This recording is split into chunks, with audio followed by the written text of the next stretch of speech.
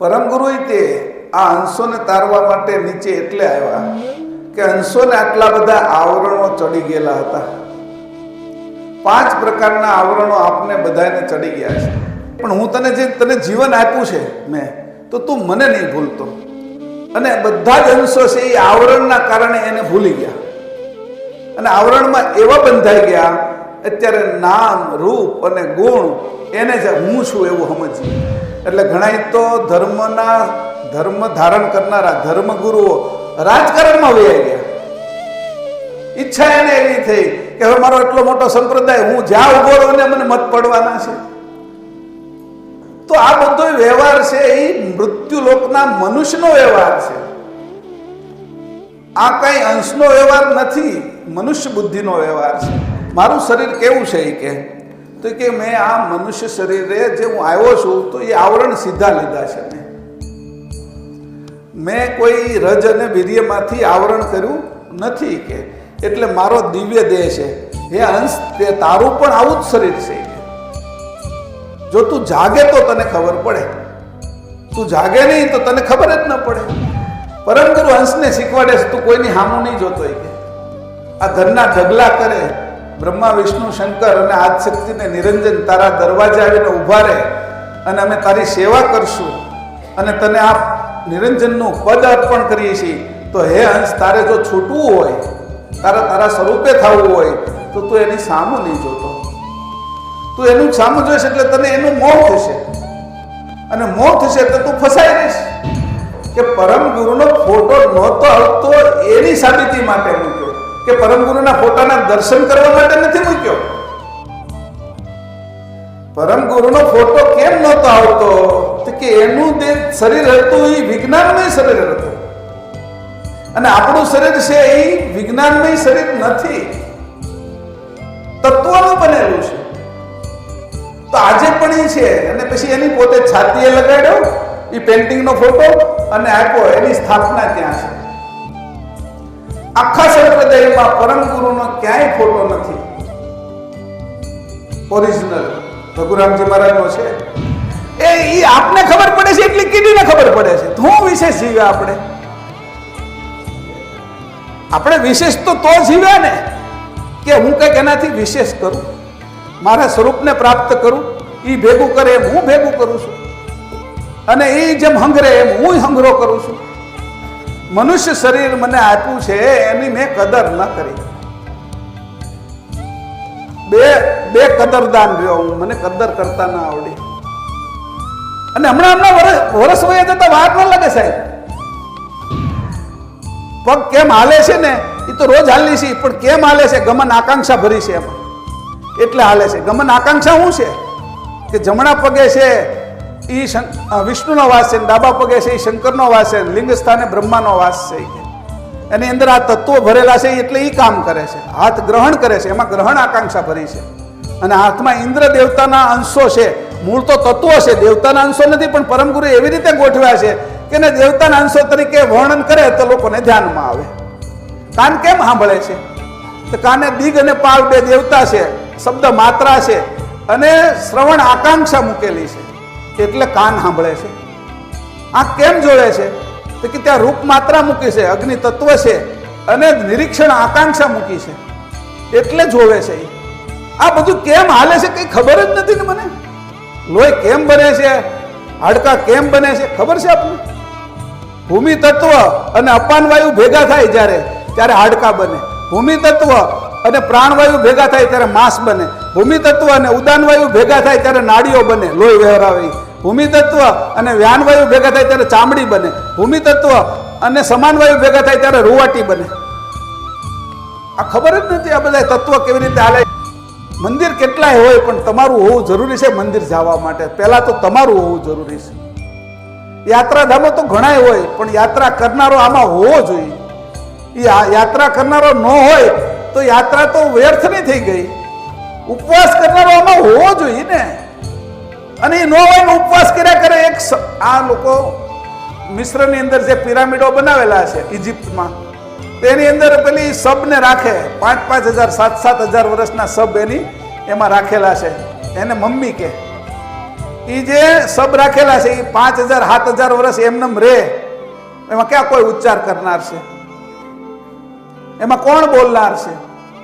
એ હોય તો સબ છે એમ તમારી અંદર બોલનાર છે તો એની કિંમત કરો. એ કે चैनल को सब्सक्राइब करिए, बेल आइकन दबाइए, ये वीडियो ज्यादा से ज्यादा लोगों तक पहुंचाइए.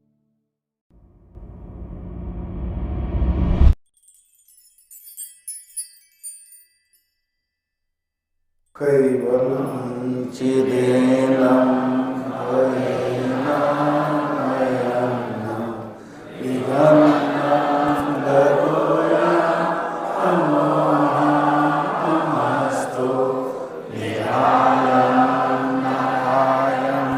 अहं न वर्णेयं महेति मणेयं प्रणायं परन्तु जपेनं जपायं कायं न मयायं मनाति मगोयं समं समस्तु ध्यानं ध्याता ध्येयं न विछन्दं विनय जे करोति विवर्जित वस्तु वै वेदन्तम् अचन्तेन चन्तं विनाति सनातं जेनाथम् अनन्तु अगाधं बोधं लहे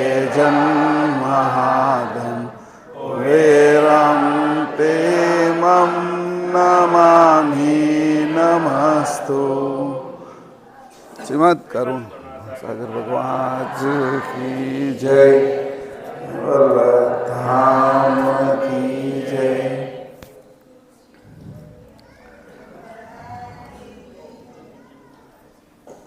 તમે જ્યાં જય બોલતા હોય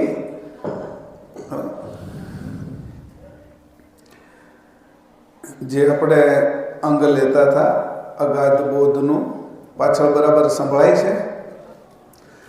39મું અંગ છે અને 5મી ચોપાઈથી આપણે આગળ વાંચીએ છીએ. त्यो जंतरवत हंस की देहा मनु तन से तन दीसत वेहा ताते ताते जीव लहत नहीं कोई देह पंच आवरण लाए सोई. त्यो जंतरवत हंस की देहा मनु तन से तन दीसत वेहा ताते जीव लहत नहीं कोई देह पंच आवरण लाए सोई. देह पंच आवरण लाए सोई. परम विशेष परम कृपाळु પરમ ગુરુ કરુણાસાગર જ્યારે આ બાજુ આવે છે ત્યારે 5 પ્રકારના આવરણ લાવે છે. જેવું જેવું વાતાવરણ હોય એવા આપણે કપડાં પહેરવા પડે. ગરમી હોય તો સુતરાવ કપડાં પહેરીએ, ઠંડી હોય તો પછી ઊનના કપડાં પહેરી, ગરમ પહેરીએ, વરસાદ હોય તો પછી કોટ પહેરીએ વરસાદી એટલે વરસાદ ન લાગે. તો આવરણો ધારણ કરીએ ત્યારે કોઈની કોઈ કારણના કારણે આપણે ધારણ કરવા પડે. પરમ ગુરુએ તે આ અંશોને તારવા માટે નીચે એટલે આવ્યા કે અંશોને આટલા બધા આવરણો ચડી ગયેલા હતા. 5 પ્રકારના આવરણો આપને બધાને ચડી ગયા છે. આપણે પણ ત્યાંથી જે રીતે અહીંયા આવ્યા અને અંશ તરીકે આ બાજુ જે ગતિ કરી, બાહ્ય ગતિ કરી આપણે પરમ ગુરુ કૈવલ કરતાના અંતર સ્વરૂપની અંદર આપણે બધા અંશો હતા. જેમ આપણે બધાય આપણા માતા અને પિતાની અંદર અંતર સ્વરૂપમાં હતા, પણ બાહ્ય ગતિ જ્યારે થઈ ઇન્દ્રિયોની, ઈચ્છા વૃત્તિ 72 તત્વોની, આકાંક્ષાઓની, એટલે આપણી દ્રષ્ટિ અંદરથી બાહ્ય બાજુ ગઈ અને બાહ્ય બાજુ જેવી ગતિ ગઈ એટલે અંશની વૃત્તિને આવરણ લાગ્યું, અંશને આવરણ નહીં લાગ્યું. અંશની જે વૃત્તિ છે એને આવરણ લાગ્યું. એટલે વૃત્તિને આવરણ કેવી રીતે લાગે? આપણી વૃત્તિને આવરણ લાગે એના માટે એક પ્રસંગ છે. આપણી કોઈ નવી ગાડી હોય અને એ બહાર મૂકી હોય, 4 વ્હીલ લાવ્યા હોય, 50 લાખની આવી હોય અને ત્યાં બહાર પડી છે અને કોઈએ કીધું કે તમારી ગાડી સળગે છે, ત્યાં સળગી ગઈ. આપણે અહીંયા હોલમાં બેઠા છીએ એટલે પરસેવો વળી જાય આપણને. પણ પછી બહાર જઈને જોયું તો એ આપણી ગાડી નહોતી, એ 5મી ગાડી હતી આપણાથી અને આપણી નહોતી હળગી. એટલે આપણે તરત શાંતિ થઈ ગઈ. કેમ કે આવરણ અંશની વૃત્તિને એવું લાગે છે કે આ મારું છે અને એને એમ ખબર પડી જાય કે આ મારું નહોતું અને હળગ્યું છે. તો કે એ તો પાછા ખુશ થઈને આવે કે મારું નથી હળગ્યું કે કાંઈ. એવી રીતે વૃત્તિને આવરણ લાગે છે. આપણી વૃત્તિને આવરણ મારું છે એવું માની લે છે વૃત્તિ, એટલે આવરણ શરૂ થાય છે એને. તો જે રીતે એને કીધું કે બધા આવરણો લાગે, એમાં પહેલું આપને આવરણ લાગ્યું છે અવિગત આકાશનું, પ્રાણ. જે અવિગત આકાશ છે એમાં આપણો પ્રણવી દેહ છે. પ્રણવી દેહ અંકુરમાંથી પ્રણવી દેહમાં આવ્યા, બ્રહ્મની અંદર આવ્યા, કેવલમાંથી. બાહ્ય વૃત્તિ હતી બ્રહ્મ, અંતર્વૃત્તિ હતા અંશો. જેવા બહાર આવ્યા પ્રકાશમાં એટલે બાહ્ય આવરણ લાગ્યું પ્રાણનું. એ પ્રાણનું જે આવરણ લાગ્યું એટલે જે સજીવ છે એ કોઈ શ્વાસ વગર જીવી નથી શકતો. તમે કોઈ પણ સજીવ લઈ લો, કીડી હોય તો એ શ્વાસ લેવો પડે, વનસ્પતિ હોય તો એ શ્વાસ લેવો પડે, મનુષ્ય હોય તો એ શ્વાસ લેવો પડે.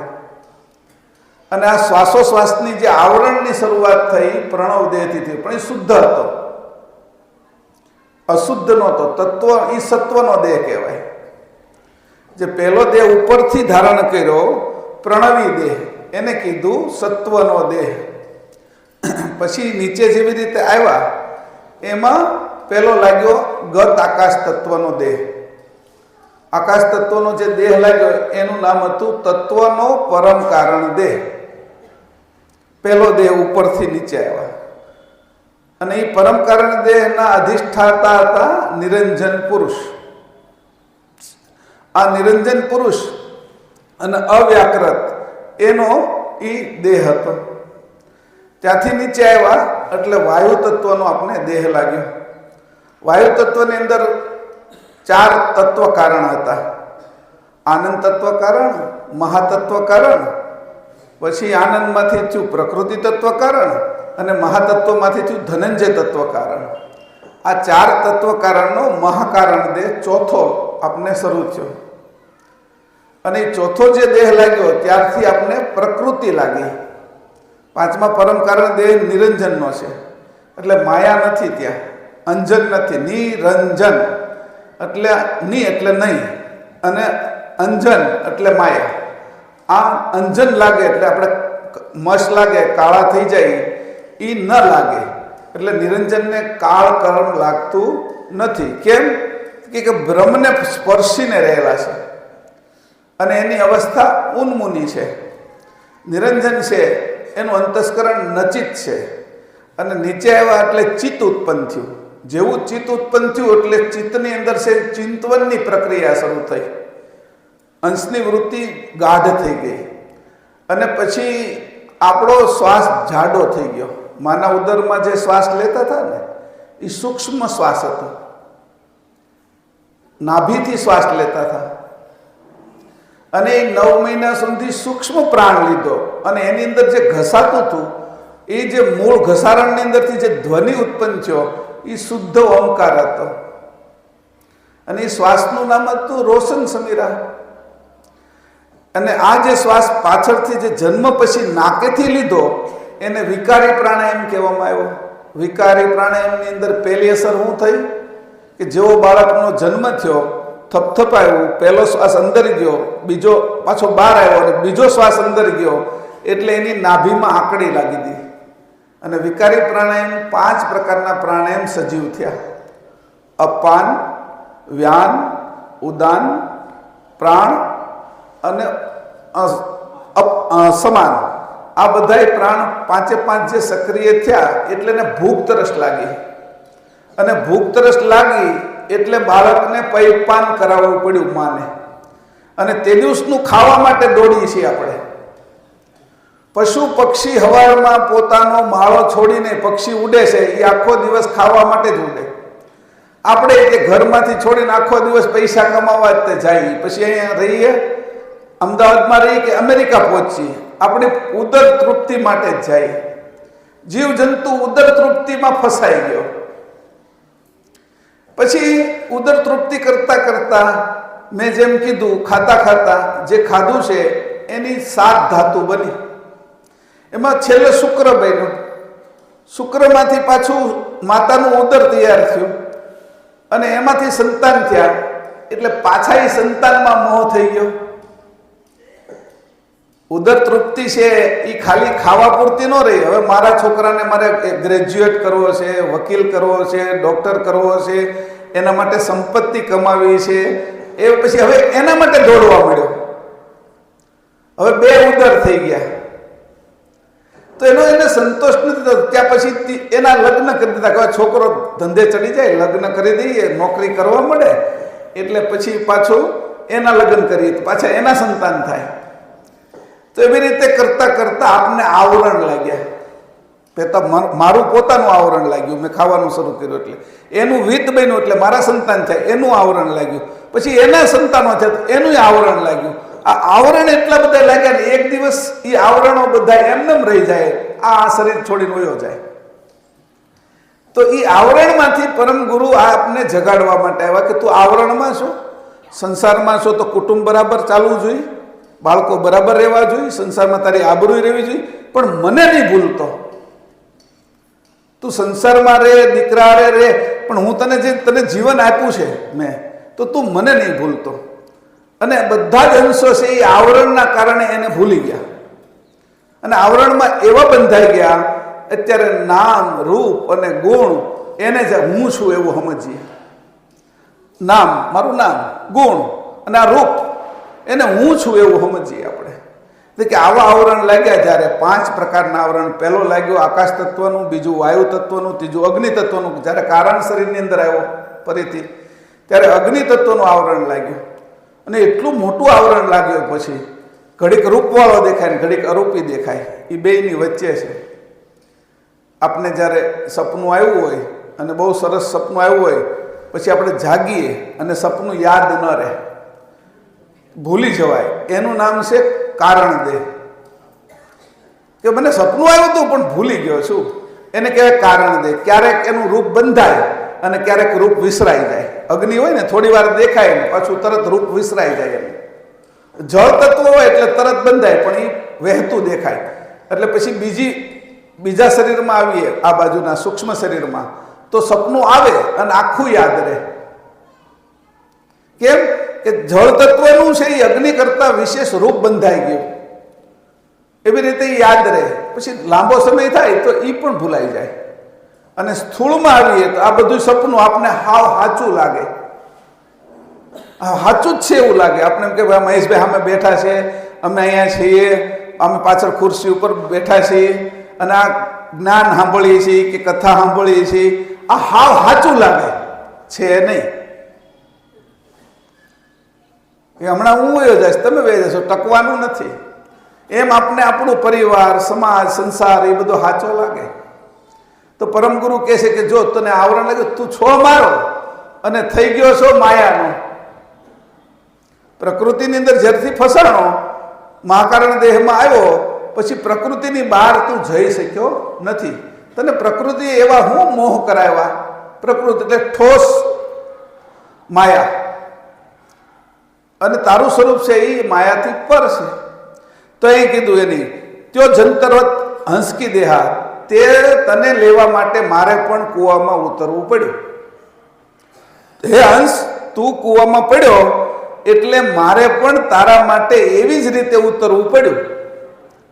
મારે કઈ તારી રીતે આવવાની જરૂર હતી નહીં, પણ છતાંય હું તારી આગળ આવું તો તું મારી આગળ આવ, એવો હવે થઈ ગયું. કારણ કે તને વ્યવહાર જ આ જ વ્યવહારની ખબર પડે છે. કોઈ આપે તો એને આપવું, કોઈ ન આપે તો ન આપવું, આવો વ્યવહાર થઈ ગયો તારે. કેવી ઈચ્છા કરો છો કે મને આ 100 રૂપિયા આપ્યા એટલે 1 કિલો આપ્યું, 500 આપ્યા તો 5 કિલો આપ્યું. લેવા દેવાનો વ્યવહાર શરૂ થયો. એટલે આપણે દાન આપીએ ને તો આશા રાખી કે મેં દાન આપ્યું ને તો મને પુણ્ય મળે. આશા મળતી નથી. મારે દેવું છે એમનેમ જ આપવું છે. મારું ક્યાં છે હું આપું? આ શરીરે મારું નથી, બુદ્ધિ એની આપી, કમાણો હું મારા પિતાજી માતાજીએ મને અર્પણ કર્યું છે એને ઉપરથી આવ્યું છે. તો હું આપનારો કોણ? એવો જ્યારે આપવાનો ભાવ પણ રદ થઈ જાય. હું આપનારો કોઈ છું નહીં. પછી જ્ઞાન આપનારો રદ થઈ જાય. પૈસા નહીં, સંપત્તિ નહીં, માન આપવું એ પણ રહી જાય. માન આપો તો આપણી ઈચ્છા હોય મને એ માન આપશે. આવી ઈચ્છા જેને થઈને એ હજી લેવડ દેવડનો જ વ્યવહાર કરે છે. હજી એ વેપાર જ ચલાવે છે, એના સ્વરૂપે થાય નહીં. આ બુદ્ધિ એની ટૂંકી પડે ત્યાં છતાં કે ફલાણા ભાઈને મેં એટલું માન આપ્યું, પછી સામે આવે ને પછી માન ના આપે ને તો કે આ કેવો હોય કે આ માણસ છે કે મને માન ના આપ્યું. કે તો મેં માન આપ્યું તો આશા થઈ કે મને એ માન આપે. હું વેપાર શરૂ કર્યો છે, એમને ના આપી શકાય કોઈને. તો એને કીધું કે આ રીતે આપવાનું લેવાનું દેવાનું મારું છે જ નહીં ને. આ તો બોજો છે કે હું લઈને ફરું છું. સારું તું લઈ જા. તો એવી રીતે જ્ઞાન આપવા જાય અને જ્ઞાનમાં પણ ફસાય. જ્ઞાન આપે તો ઓલા બધા વાહ વાહ કરે કે વાહ મહેશભાઈ તમે તો બહુ સારું અમને શીખવાડ્યું ના તેને. એટલે મને તો પાછો એ લોંદો લાગી જાય તરત. સમજાણું? એટલે જ્ઞાન આપ્યું અને પછી મને એની આગળથી કંઈક લેવાની ઈચ્છા થવા મળે. આપણે આસાન થઈ જાય ને તો લેવાની ઈચ્છા થવા મળે કે આટલા બધા લોકો મારી આગળ છે ને હું જે કહીશ એ થાય છે ને. એટલે ઘણા તો ધર્મ ધારણ કરનારા ધર્મગુરુઓ રાજકારણમાં વહી ગયા. ઈચ્છા એને એવી થઈ કે હવે મારો એટલો મોટો સંપ્રદાય, હું જ્યાં ઉભો રહું ને મને મત પડવાના છે. તો આ બધો વ્યવહાર છે એ મૃત્યુલોકના મનુષ્યનો વ્યવહાર છે. આ કઈ અંશનો વ્યવહાર નથી, મનુષ્ય બુદ્ધિનો વ્યવહાર છે. આવા વ્યવહારોની અંદર જે લોકો લાગ્યા છે એ ક્યારેય નિવૃત્ત નથી પામતા. એને આ જન્મમાં બાકી રહ્યું હોય તો આવતા જન્મમાં કરે, પાછો એમથી વધારે કરે. ક્યાં અટકવું એને ખબર ન પડે. અટકી જવાની હદની એને ન ખબર પડે કે અહીંયા અટકી જવું જોઈએ. કારણ કે પરમગુરુ માથે હોય, પરમગુરુને આપણે ધારણ કર્યા હોય, કોઈ આપણા ગુરુ હોય તો એ રોકે કે તો આ રસ્તા ઉપર નહીં જતો ભાઈ, અટકાવે.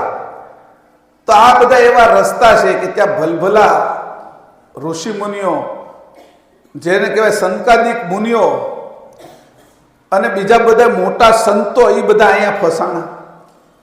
આજ મને કહેતા હતા શૃંગી ઋષિ, વિશ્વામિત્ર, શંકર ભગવાન ને એ બધાને કેવી કેવી રીતે માયાએ નચાવ્યા છે. તો માયાનો એટલો મસ્ત ખેલ છે, એની અંદર એને નાચવું પડે છે. પછી એને એ નાટક કરાવે છે કઠપુટલીના ખેલની જેમ. આવો આ નાટકનો કાર્યક્રમ ટકે નહીં, એ નાટક એ કરવો પડે છે પછી. એટલે આ પંચદેહનું આવરણ આવ્યું ત્યારથી ભટક થયા. નીચે આવીને સૂક્ષ્મ દેહ, પછી પાછા આવ્યા સ્થૂળ દેહમાં. અત્યારે આપણે જે જોઈએ એ જ સાચું માનીએ, ન જોઈએ એ નથી માનતા. હવે પ્રશ્ન એવો આવે ઘણી વખત કે ભાઈ પરમગુરુ જે શરીર લઈને આવ્યા હતા તો સૂર્યમાં તો કોઈ વસ્તુ જઈ જ નથી એકતી. તો પરમગુરુ સૂર્યલોકમાં પણ સૂર્યને મળ્યા અને ત્યાં પણ એને ઉપદેશ આપ્યો. એ વાત અમને ફિટ નથી બેસતી. કે પણ પરમગુરુ કહે છે કે મારું શરીર છે એ તમારા જેવા અણુથી નહોતું બનેલું. રજ અને વીર્યથી, સ્ત્રી અને પુરુષથી મારું શરીર નહોતું બનેલું. તો અત્યારે ક્વોન્ટમ વાળાએ શોધી કાઢ્યું છે શરીર બે પ્રકારે બને છે. એક અણુનું, પાર્ટિકલનું, કણનું, અને એક વેવ્સનું. વેવ્સનું જે શરીર હોય છે, પ્રકાશિક શરીર, એ પ્રકાશિક શરીરને છે એ સૂર્ય નડતો નથી, એને કાંઈ રોકી નથી શકતા. તો આજે સંશોધન એ થયું જે પરમગુરુએ ત્યાં દેખાડ્યું હતું 200 વર્ષ પહેલા, 250 વર્ષ પહેલા જ્યારે બધી વાતો કરતા છે ત્યારે એને બતાવ્યું કે આ સંશોધન પણ પછીથી થશે. અને અત્યારે થઈ ગયું છે. Quantum physics, quantum mechanism, quantum tunnel, આ બધું અત્યારે ચાલી રહ્યું છે. ક્વોન્ટમ કોમ્પ્યુટર, 3 ટ્રિલિયન વર્ષની અંદર જે હિસાબ થાય ને એ ખાલી થોડીક મિનિટમાં થઈ જાય. 3 ટ્રિલિયન વર્ષ એટલે એકની વાહે 12 શૂન્ય લાગે. એટલો વર્ષ સુધી જે હિસાબ થાય ને એ ખાલી થોડી મિનિટમાં થઈ જશે. એટલું ફૂલ આ ચાલતું કોમ્પ્યુટરનો વિકાસ થઈ રહ્યો છે. અને ભારત સરકારે એની અંદર છે $7 બિલિયન લગાડ્યા. કે 5 દેશોએ તો પુષ્કળ પૈસા લગાડ્યા કે આ થિયરી પરમ ગુરુ છે એ આ દિવ્ય શરીરમાં આપી અને એની કીધું જ્યારે વાત કરી આદ્ય અંત હમેરા કછું કહું લહત નહીં પાર. આદ્ય અંત હમેરા કછું કહું લહત નહીં પાર. તેહી સ્વરૂપ હમ અવિગત ગતિ લહત નહીં કોઈ. विश्व सकल के साक्षी है हम साक्षी कीर्तार. अपरंपार परंपर जबी कहत मम सोई. मारू शरीर केवुं छे के तो कि मैं आ मनुष्य शरीर जे हूँ आव्यो छूं तो ये आवरण सीधा लीधा छे. मैं कोई रज अने वीर्यमांथी आवरण कर्युं नथी के एटले मारो दिव्य देह छे. हे अंश ते तारुं पण आवुं ज शरीर छे के जो तू जागे तो तने खबर पड़े. तू जागे नहीं तो तने खबर ज न पड़े. तने तारा बीजा शरीरनी तो खबर पड़े. तने सपनों आवे छे त्यारे अने तू सपनाने भूली जाशो आव्युं होय त्यारे तने तीजा शरीरनी खबर पड़े छे. अने बे शरीर पाछा महाकारण अने परम कारण दे तो प्राण विशे छे. तने ज्यारे तुरियानी गतिमां तू जा अने तू सूतो तो तारो लेवातो प्राणायाम घोर करतो चाले અને મુકાતો છે એ સામાન્ય ચાલે. ઉપરની નાડી ચીપટાઈ ગઈ હોય કે જેમ વાસળીનો એક ભાગ પોલો હોય અને એક ભાગ ચીપટો હોય. પોલા ભાગથી તમે ફૂંક મારો તો વાસળી વાગે નહીં અને વાસળીનો ચીપટાયેલો ભાગ હોય એમાંથી તમે ફૂંક મારો તો એ વાસળી વાગે. એમ તારી ઉપરની નાડીની અંદર જે 3 અંતસ્કરણ છે મન બુદ્ધિ અને અહંકાર એની નાડીઓ ચીપટાઈ જાય છે. અને તું જ્યારે શ્વાસ લેશો ત્યારે ઘોર કરે છે. ઘૂર કરીને અવાજ આવે છે કે ચીપટાયેલી ભાગમાંથી હવા ખેંચવાની હોય ત્યારે અવાજ આવે. તો એ તુરિયામાના ઘરમાં તું જાશો ત્યારે છે એ તું હૂતો અને જે એનો કોઈ જાણકાર હોય પ્રાણનો તો એને ખબર પડે કે આ ચોથી અવસ્થામાં છે. તુરિયામાં મહાકારણ દેહની અંદર છે. એમ બંને શ્વાસ છે એ ઘોર કરતા સામાન્ય ઘોર કરતા હાલે તો સમજી લીજે કે તને ઊન મુની છે. આપણે બધાય 5 શરીરની અંદર રોજ રમવાણ કરીએ છીએ, આવીએ છીએ ને જઈએ છીએ, પણ આપને ખબર નથી. રસ્તામાં ઘણા લોકો ધૂની હોય ને એ બજારમાંથી જતા હોય ને તો એને ખબર ન પડે કે કોણ બજારમાંથી નીકળ્યું, કોણ સામેથી આવ્યું, એમ કોની ગાડી નીકળી, કઈ દુકાન ખુલ્લી છે ને કઈ બંધ છે, કે ધૂની છે પોતાના મનની અંદર. અને જે છે એ જાગ્રત છે તો એને બધી ખબર છે. કાકા સામે ગાડી લઈને આવ્યા થાય કે મામા આ દુકાને ઊભા થાય કે આ દુકાન બંધ હતી, આ ચાલુ હતી, એને બધી જ ખબર પડે છે કારણ કે જાગ્રત છે ત્યારે જાય છે તે. એમ આપણે જાગૃતિ મટી ગઈ અંશની. એટલે શરીર ઘાટને વાપરતા નથી આવડતું. આપણે દરેક ઘાટનો જે ઉપયોગ કરવો જોઈએ એ નથી આવડતું. ત્યારે અહીંયા કહે છે જો જંતરવત હંસકી દેહા મનુતન સેતન દિશત વેહા. મારું શરીર પણ તમારા જેવું દેખાય છે. પરમ ગુરુ કહે છે જો તમારા જેવું મારું શરીર ન દેખાય તો તમે મને જોઈ ન શકો. હું તમારી જેવું બોલું છું એટલે હું તમારી જેવું બોલું છું એટલે તમે સાંભળી શકો. હું જો તમારી જેવું ન બોલું તો તમે સાંભળી ન શકો. 18 ગ્રંથ મેં લખાવ્યા એ મેં તમારી ભાષામાં લખાવ્યા. ઘણા લોકો એમ કે ભાઈ પેલો જે કૌશકદીપની અંદર છે એ આ બાળકને લેવા માટે ને અવનેસરને લેવા માટે પેલા પઠાણ મોકલ્યા થાય કે પઠાણ પેઠાવ્યા કે. તો ઘણા આપણે તર્ક કરે કે ભાઈ આ જે મુસલમાન ધર્મ અને પઠાણ તો 1400 વર્ષથી છે કે, અને એ સમયમાં કૌશલદીપની અંદર પઠાણ મુસલમાનો ક્યાંથી હોય કે. વાત તો સાચી છે એની કે તમે આ વાત તો ખોટી પડે. હવે તર્ક થાય. પછી બીજી વાત કરી કે ભાઈ જે નગરશેઠ હતા એની એવો સમિયાણો કર્યો કે એની અંદર છે એ સગાળસા સમ કરી સાખી. સગાળસા શેઠે જે રીતે બધાને જમાડ્યા હતા એવું કર્યું. સગાળસા શેઠ તો અહીંયા થઈ ગયા કે બિલખામાં જુનાગઢની બાજુમાં. તો એ ત્યાંની વાત અહીંયા કેમ કરે? પણ એની એવું કીધું તમે સમજી શકો એટલે તમારી ભાષામાં વાત કરું છું. તમને પઠાણ છે એ એવા મક્કમ માણસો હોય છે, એ ગમે એનું કોઈ રાખે નહીં, હુકમ કર્યો એટલે હુકમ જ પાલન કરે. એટલે તમે અહીંની ભાષા સમજી શકો એટલે મેં એનું ઉદાહરણ તમને સમજાય એટલે કીધું છે. કાલે ઉઠીને એવું કે કોઈ કે ભાઈ 1400-1500 વર્ષ મુસલમાનને થયા, તમે આમાં મુસલમાનનું વર્ણન કેવી રીતે કર્યું? આપણે એ ભાષા સમજી શકીએ એટલે. એ તો કૌશલદીપ, પુષ્કરદીપ, શારદીપ, કૌશકદીપ, જંબુદીપ તો છેલ્લું આવે છે, પણ કોઈને વાત કરવી છે તો એની ભાષામાં કરવી પડે. એટલે પરમ ગુરુ આપણી જેવો વેહ લઈને આવ્યા અને આવરણ લઈને આવ્યા. તો આવી રીતે કરીને જ્યારે હું એને જોઈ શકું છું, એની વાત સાંભળી શકું છું, અને પછી આપણી બુદ્ધિમાં એ કહે છે કે એની બુદ્ધિથી તો આપણે સમજી ન શકીએ. કોઈ પણ માણસ બહુ મોટા ડૉક્ટર બનેલા હોય અને કોઈ સંજોગે આપણે એને ત્યાં જવાનું થયું હોય તો બે ડૉક્ટર વાત કરતા હોય, રોગ આપને થયો હોય, આપણા રોગની વાત કરતા હોય, બે આપણે એમાં કાંઈ ન સમજીએ, રોગ આપણને છે. કેમ કે એની બુદ્ધિ, ડૉક્ટરની બુદ્ધિ છે, એ બે ડૉક્ટર વાત કરે છે, એ એની બુદ્ધિથી કરે. રોગ ભલે મને થયો હોય પણ મારી બુદ્ધિ એ નથી એટલે હું ન સમજી શકું. એટલે કોઈને સમજાવવું હોય તો પરમ ગુરુને કેટલું નીચું આવવું પડતું છે એ એક જોવા જેવી વસ્તુ છે. પરમ ગુરુની સાચી ભક્તિ હોય ને તો આંખમાં આંસુ આવી જાય આપને કે આપણા માટે એટલો એની મહેનત લીધી, આપણા માટે એટલી ખેપ કરી, કેવલધામથી અહીંયા સુધી આવ્યા. આ કેવી કરુણા! આપણે કાંઈ એને દેવાનું નથી તોય આવ્યા. અહીંયા દુનિયામાં તો લેવા દેવાનો વ્યવહાર ચાલે છે. તમે મને આ આપો તો હું તમને આ આપું. એને કાંઈ લેવા દેવું નહોતું, કાંઈ લઈને નહીં ગયા. દરેક દીપમાંથી નીકળે ને ખાલી હાથે ગયા હોય ને ખાલી હાથે પાછા વયા જાય. ઘણા રાજાઓ, મહારાજાઓ, નગર શેઠો એની આગળ ધનના ઢગલા કરે, કોઈ દી એની હામું ન જોયું.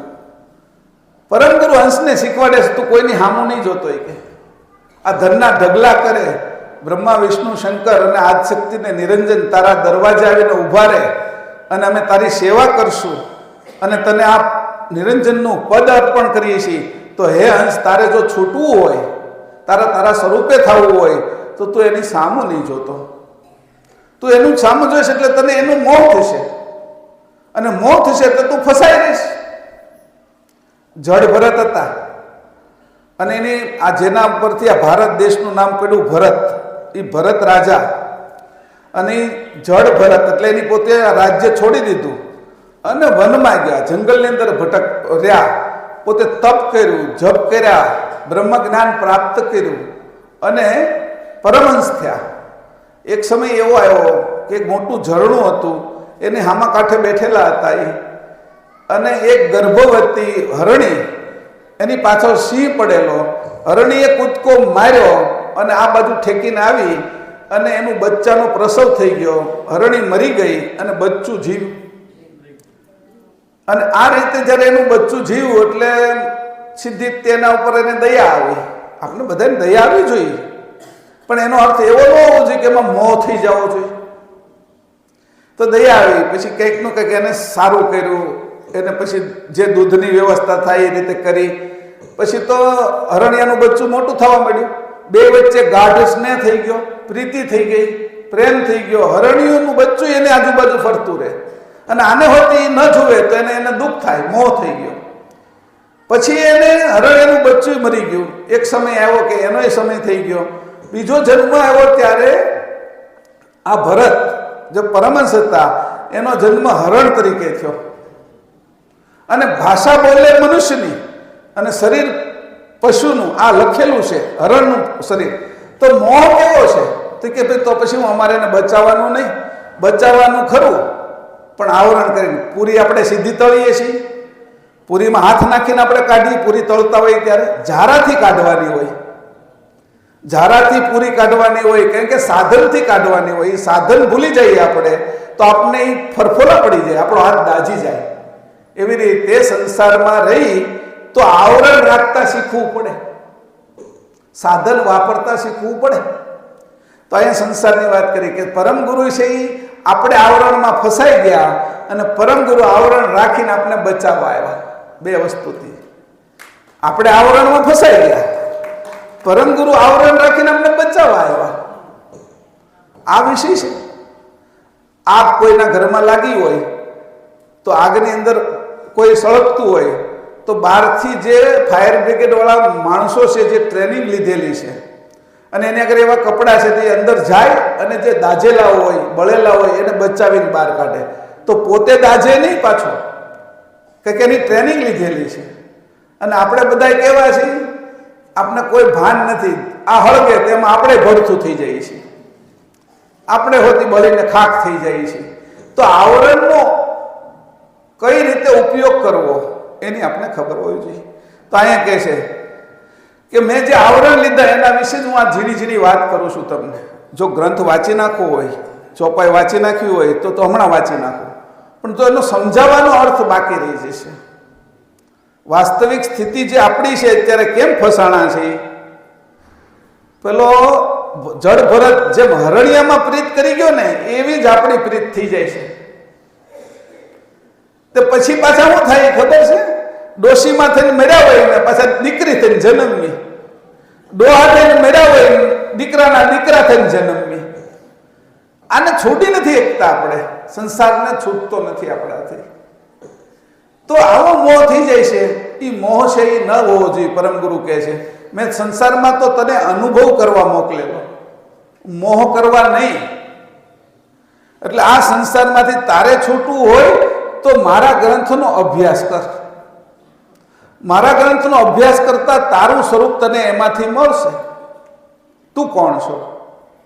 એટલે પ્રથમ હંસ પુરુષ અવિકારી પંચુ દેહ ઓર લેથી ધારી પહેલી દેહ નિરંજન તેલીની તેજો મય તન માત્રા કીની પ્રથમ હંસ પુરુષ અવિકારી પંચુ દેહ ઓર લેથી ધારી પહેલી દેહ નિરંજન તેલીની તેજો મય તન માત્રા કીની. પ્રથમ હંસ પુરુષ અવિકારી, જે મેં પહેલું અવ્યક્ત અવ્યાકૃતનું ચોલું પહેર્યું હતું, જેને કોઈ નહોતા જાણતા, એ જે દેહ લીધો હતો એની પછી પાછા બીજા કપડાં પહેર્યા. અને પહેલો દેહ આ બાજુનો લીધો નિરંજન ધામમાં આવીને. અને એ કેવો લીધો? તેજોમય તન માત્રા કીની, પ્રકાશ રૂપ દેહ હતો. હવે એ દેહ લઈને આવ્યા. હમણાં ઉમરાની અંદર એક ફોટો છે પરમ ગુરુનો. તો પરમ ગુરુના ફોટા આવતા નહોતા. આપણે ક્લિક કરો ને તમે તો આમાં કેમેરામાં ફોટા નહોતા આવતા. રઘુરામજી મહારાજના ત્યાં ઓરિજિનલ ફોટા પડેલા છે, એના આવતા હતા. રઘુરામજી મહારાજનો દેહ હતો એ પંચદેહ, પંચભૂતનો હતો. અને પહેલા પરમ ગુરુના દેહમાંથી વચ્ચેથી પ્રકાશ નીકળી જતો, એવો એનો દેહ હતો. એટલે એ દેહનો ફોટો ન આવ્યો ત્યારે ઉમરાના એ સમયના કોઈ પેન્ટર હતા. એ પેન્ટરે છે એ ફોટો એને બેસાડીને ચિત્ર્યો, પેન્ટિંગ કરેલો છે. 8-9 વર્ષ પહેલા હું ને જીવાભાઈ ને 2-3 લોકો એ ફોટો વધારે સમય ટકે એટલા માટે એને લેમિનેશન કરાવવા માટે લઈ ગયા. 1000 વર્ષ સુધી ટકે એવું લેમિનેશન એને કરાવી નાખ્યું મેં, અને સરસ કરીને ત્યાં મૂક્યો. કે પરમ ગુરુનો ફોટો નહોતો આવતો એની સાબિતી માટે મૂક્યો, કે પરમ ગુરુના ફોટાના દર્શન કરવા માટે નથી મૂક્યો. પરમ ગુરુનો ફોટો કેમ નહોતો આવતો? તો કે એનું જે શરીર હતું એ વિજ્ઞાનમય શરીર હતું, અને આપણું શરીર છે એ વિજ્ઞાનમય શરીર નથી, તત્વનું બનેલું છે. તો આજે પણ એ છે. અને પછી એની પોતે છાતીએ લગાડ્યો એ પેન્ટિંગનો ફોટો અને આપ્યો. એની સ્થાપના ત્યાં છે. આખા સંપ્રદાયમાં પરમ ગુરુનો ક્યાંય ફોટો નથી ઓરિજિનલ. રઘુરામજી મહારાજનો છે. રઘુરામજી મહારાજ પરમ ગુરુ પહેલા 5 વર્ષે જન્મેલા, એટલે ઈસવીસન 1769 અને પરમ ગુરુ છે એ પ્રગટ થયા 1773 બરાબર. અને પછી પરમ ગુરુ છે એ 105 વર્ષ રહ્યા.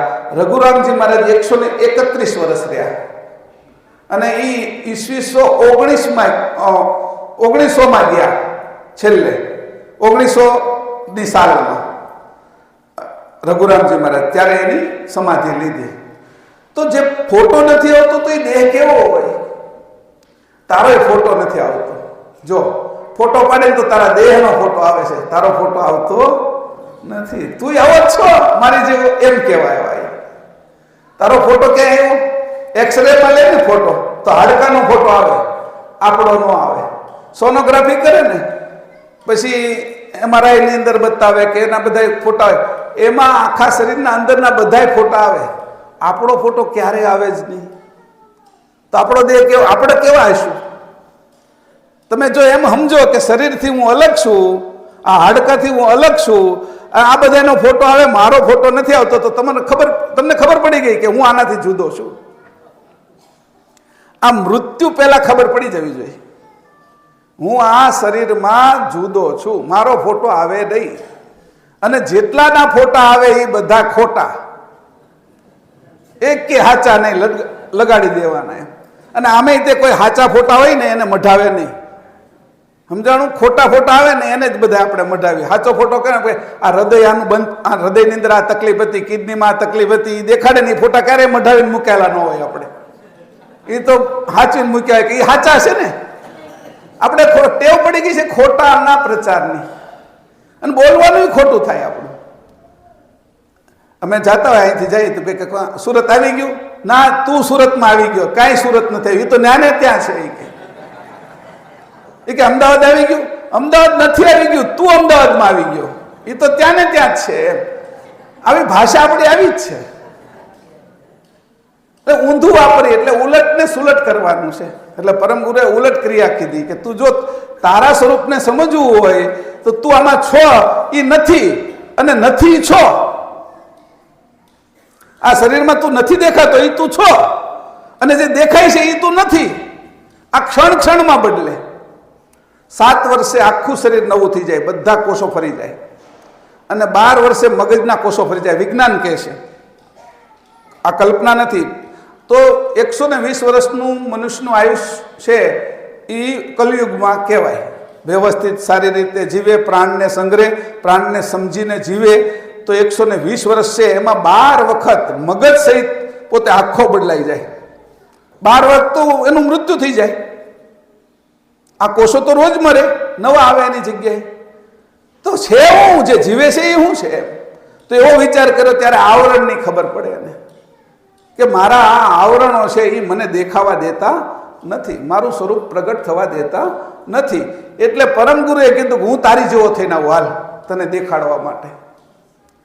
નાનો છોકરા થઈને, મોટા દાદા હોય ને તો એ છોકરા રમવા હાટું ક્યારેક ઘોડો હોતી થાય, બેહાડજો મારી માથે એમ.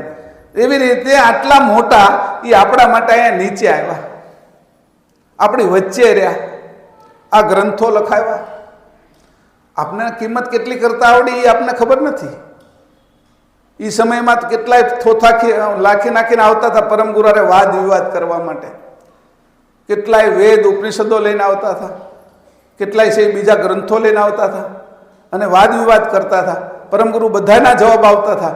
પછી એમ કે તમારી વાત તો સાચી છે, પણ હવે અમે આમાં બંધાયેલા ને એટલે અમે નહીં બંધાવી, પણ મારા છોકરાને કંઠી બાંધો એમ કે તોય ન છોડીએ, કે સાચું સમજે તોય છૂટે નહીં, તો એનું કરવું હું. એટલે અહીંયા આ વિષયો આવ્યા. એટલે કે પ્રથમ હંસ પુરુષ અવિકારી, પંચુ દેહ ઓરલેથી ધારી, પહેલી દેહ તે નિરંજન તેજોમય માત્રા. તેજોમય એટલે પ્રકાશિત સ્વરૂપ, અને એવું સ્વરૂપ કે અહીંયા હોય ને બીજી જગ્યાએ તરત પ્રગટ થઈ નીકળે.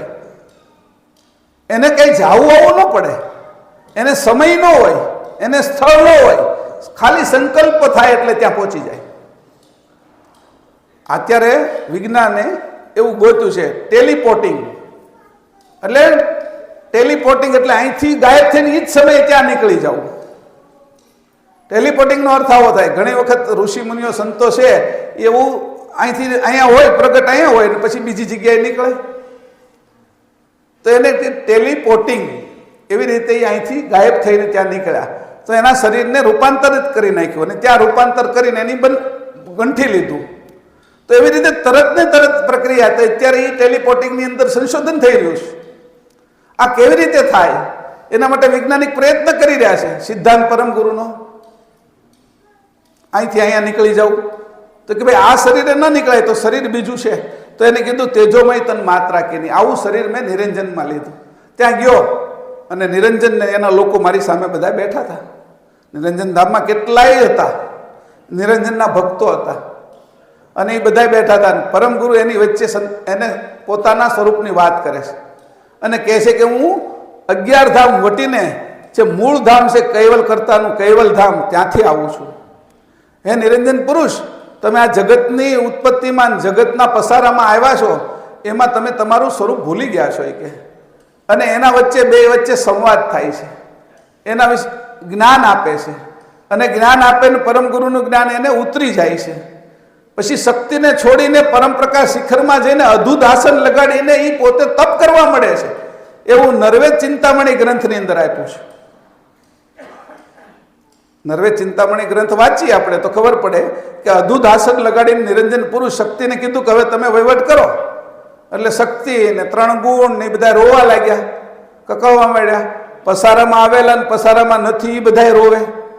અને એવું એ કે રોવે કે વૃક્ષ જે રીતે એને ઘણ લાગે, કે એને કીડો લાગે, જેને ઉધઈ લાગે અને વૃક્ષ છે એ કરમાઈ જાય આખું, એમ એ કે આ સંસારની અંદર હવે આનંદ નહોતો. નિરંજન વહી ગયા એટલે પછી આકાશવાણી થઈ, હે શક્તિ કે સમર્થને કોઈ દોષ ન લાગે કે તમે તમારા સંતાનોને લઈ અને સૃષ્ટિની ધારા આગળ ચલાવો, એવી આકાશવાણી થઈ.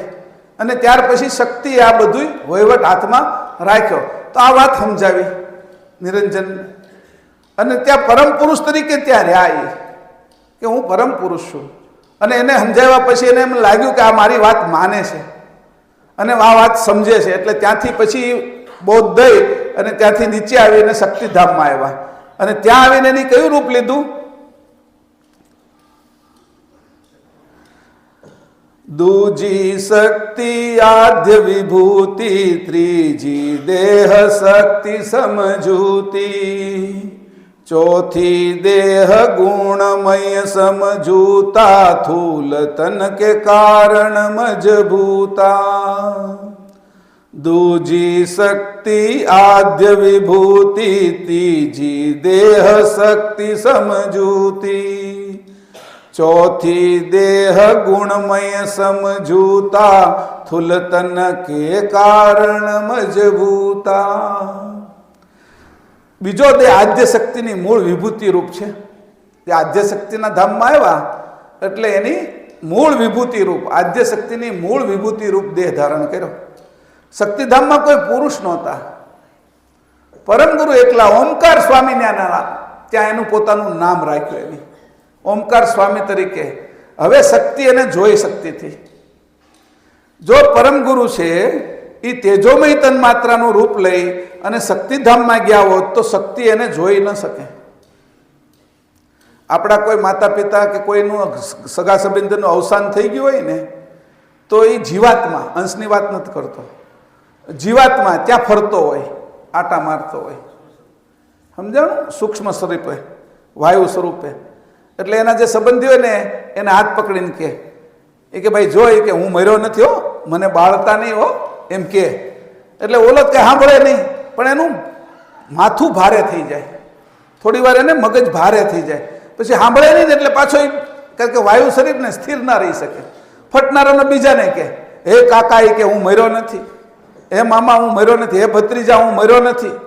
એ એની પત્ની હોય તો પત્નીને સંબોધીને કે, પતિ હોય તો પતિને હું મર્યો નથી, હું તો જીવું છું કે. કારણ કે શરીર બાળતા નહીં, એમ એવી રીતે ફરે. જીવાત્માની વાત કરું, અંશની નહીં. આ જીવાત્મા ફરતો હોય એ આપણે જોઈ શકતા નથી, પણ એની ખબર પડી જાય કે કાંઈક આમાં માથું દુખવા મળે. જે ઘરના નજીકના સંબંધી હોય, જે લોહીના સંબંધવાળા હોય, જેના ડીએનએ ને મળતા હોય, એને એની થોડી ઘણી અસર થવા મળે. આજ બહુ ભારે થઈ ગયું માથું, એમ. એટલે આવું બધું થાય.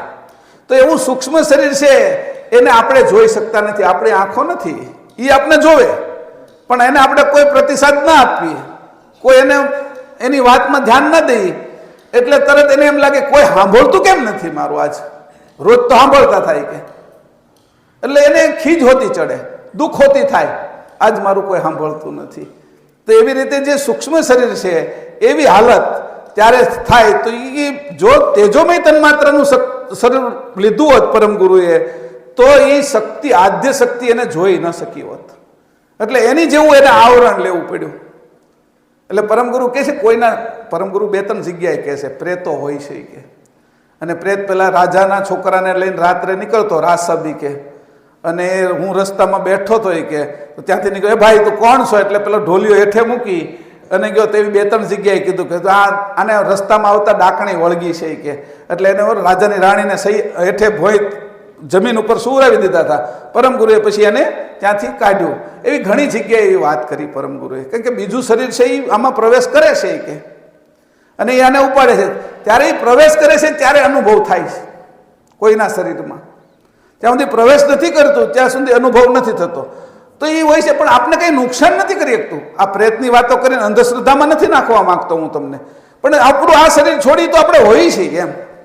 આપણે હુતા હોય તો એ બીજી શરીરમાં જાય જ છે ને બધે. એ ક્યાં કલ્પનાની વાત છે, હકીકત જ છે. પણ આ શરીર ન હોય તો પછી એમાં ને એમાં જ રહેવું પડે, પાછા ના આવી શકીએ આપણે. મૃત્યુ થઈ જાય અને સૂક્ષ્મ શરીરમાં વહી ગયા અને અહીં શરીરને કોઈ બાળી દીધું તો પછી પાછા ના આવી શકીએ. તો શંકરાચાર્યની એવી ઘટના ઘટી હતી, અને એવું પરમગુરુ એના વિશે થોડું લખે છે, પણ એ વિષયમાં અત્યારે નથી જવું. આ વિષય એવો છે કે આ જે શરીર હતું તો આદ્ય શક્તિને દેખાય એવું શરીર ધારણ કર્યું. ત્યાં કોઈ સ્ત્રી હતી નહીં, ઓમકાર સ્વામી નામ રાખ્યું, અને જે કેવલધામ નિરંજન ધામમાં સોહંગ પુરુષ નામ હતું, અને અહીંયા ઓમકાર સ્વામી રાખ્યું કે સોહંગ અને આ ઓહંગ પ્રકૃતિનો ઓહંગ છે. અને એ નામ રાખી અને પ્રકૃતિને સમજાવી, આદ્ય શક્તિને સમજાવી, હે આદ્ય શક્તિ તું તારું સ્વરૂપ જો, તારું સ્વરૂપ છે એ આ નથી કે તું અંશ છો, અને અંશ હોવાથી તું આ શરીરને ચલાવી શકે છો. આટલી મોટી વિભૂતિ તું વિશેષ અંશ છો, અને ચલાવવા માટે અંશ ન હોય તો કોઈ ન ચલાવી શકે. તો એ કે આ અંશની સ્થિતિ તારી છે, અને એના વિશે પણ એને કેટલું જ્ઞાન આપ્યું. અને જ્ઞાન આપ્યા પછી પાછા ત્રીજો દેહ લીધો, ત્રીજી દેહ શક્તિ સમજૂતી.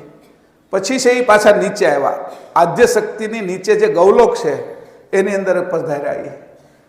ગૌલોકની નીચે પછી બ્રહ્મ, કૈલાસ, વૈકુંઠ, બ્રહ્મપુરી, બહુ બધા સ્થાનો છે. આ બધા સ્થાનોની અંદર એ જતા આવ્યા. ત્યારે જ્યારે ત્રીજા સ્થાનને જ્યારે ગૌલોકની અંદર ગયા ત્યારે શક્તિ સમજૂતીનું એની રૂપ લીધું. એટલે આનંદ તત્વ કારણ, મહાતત્વ કારણ, પ્રકૃતિ તત્વ કારણ અને ધનંજય તત્વ કારણના જે 4 તત્વો હતા એ 4 તત્વોને સંયોજક કરી અને એની અંદર એની સ્થાન લીધું. પેલું મૂળ અવ્યક્ત જે મેં કીધું સરળ શક્તિનું, પછી નિરંજનમાં તેજોમય તન્માત્રાનું, અને આ જે આવ્યું એ શક્તિને શક્તિધામની અંદર શક્તિનું લીધું, અને ચોથું લીધું શક્તિ સમજૂતીનું. આમાં અહીંયા 3 થાય, પણ આ ચોથું છે પેલું મૂળ શરીરમાં. અને ચોથી છે એ દેહમય સમજૂતા. ગૌલોકમાં પણ સમજાયું બધાને. કૃષ્ણ કેટલાય કૃષ્ણને હતા, એક નહીં. બધા જે કૃષ્ણ હોય એની અંદર જે ગોપીઓની અંદર જેની પ્રીત રહી જાય એ ગૌલોકમાં જાય, અને ગોપીઓમાંથી પ્રીત છૂટી જાય એ બધા નિરંજન ધામમાં જાય. એનું સ્થાન છે નિરંજનમાંથી કૃષ્ણ બને છે. પહેલા કૃષ્ણ કોણ હતા કે જ્યારે આ સમુદ્ર મંથન ચાલુ હતું અને ઉપર જે મંદરાચલ પર્વત હતો એ સમુદ્ર મંથન કરવામાં આમ નમી જતો હતો એક બાજુ. તો એ નમે નહીં એટલા માટે એક આકર્ષણ મૂકવું પડ્યું. એ આકર્ષણ મૂક્યું એની, એ કૃષ્ણ મૂળ હતા અને એ સીધો રહ્યો પછી, અને પછી મથવામાં કામ લાગ્યો. એ જે ઉત્તર બાજુ મૂકેલું આકર્ષણ છે ને એ પહેલું છે એ નિરંજનનું સ્વરૂપ હતું આકર્ષણ. હજી ઉત્તર બાજુ આપણી હોય જાય, જે ઉત્તર ધ્રુવ છે ને એમાં હોકાયંત્ર હોય ને એની સોય એ બાજુ જ જાય છે. આકર્ષણ ત્યાં મૂક્યું છે. આ કાલ્પનિક વાતો નથી પરમગુરુની. તમે સ્ટીમરમાં જાઓ, પ્લેનમાં જાઓ, હેલિકોપ્ટરમાં હો તો હોકાયંત્ર હોય, અને તમે હોકાયંત્ર લઈ આવજો ક્યારેક તો તમને જે એની સોયની અણી છે એ ઉત્તર બાજુ જ દેખાડે, કેમ કે આકર્ષણ ત્યાં મૂક્યું છે, સ્થિર કરી છે આ પૃથ્વીને. નકર હજી આમ ડોલતી હોય ઉપરથી. આ ભમરડો હોય ને, આપણે ગરિયા ફેરવા હોય ને જે લોકોએ ભમરડા, તો એને ખબર પડે આમ ડોલે ને તો ઉપર કેમ સ્થિર રહીએ કું હેઠે આરી તો સ્થિર હોય એમ ફરતો હોય તો તો એને સુધી સ્થિર રાખવા માટે આકર્ષણ મૂક્યું છે. આજે એ આકર્ષણ ઉત્તર ધ્રુવમાં છે. આ કાલ્પનિક વાતો નથી. જે આકર્ષણનું કેન્દ્ર છે એ ઉત્તર ધ્રુવ છે. તો એને કીધું કે આ શક્તિ સમજૂતી. આને કેવી રીતે કોઈ સમજે? તો એ કૃષ્ણનું જે રૂપ હતું એ કે જે વાસુદેવના ઘરે જન્મા એ કૃષ્ણની વાત નથી કરતો. એ કૃષ્ણ તો પછી આવ્યા, એના તો અવતારો થાય છે, અવતારમાંના છે. પણ મૂળ કૃષ્ણ હતા જે ખેંચીને આ બધાને સ્થિર રાખતા હતા. આ પૃથ્વીને સ્થિર રાખતા હતા.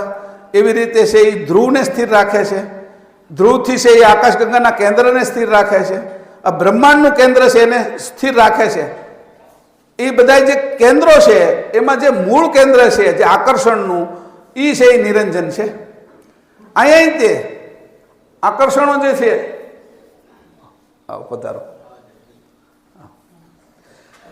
તો જે નિરંજન કેન્દ્ર છે સત્ય છે, તો એ નિરંજન કેન્દ્ર છે એને કહેવામાં આવ્યું આકર્ષણનું કેન્દ્ર. આજે ઉત્તર ધ્રુવમાં આકર્ષણ છે. આ ધ્રુવની અંદર આકર્ષણ છે. ધ્રુવ છે એ તારો ફરતો નથી. આમ જો તો એક જગ્યાએ તમને સ્થિર દેખાય છે. એ કેન્દ્ર છે એવું પરમગુરુ કહે છે કે ધરીમાં છે એટલે આપને એ સ્થિર દેખાય છે પણ ત્યાં ફરે છે, પણ છતાં એનું આકર્ષણ છે.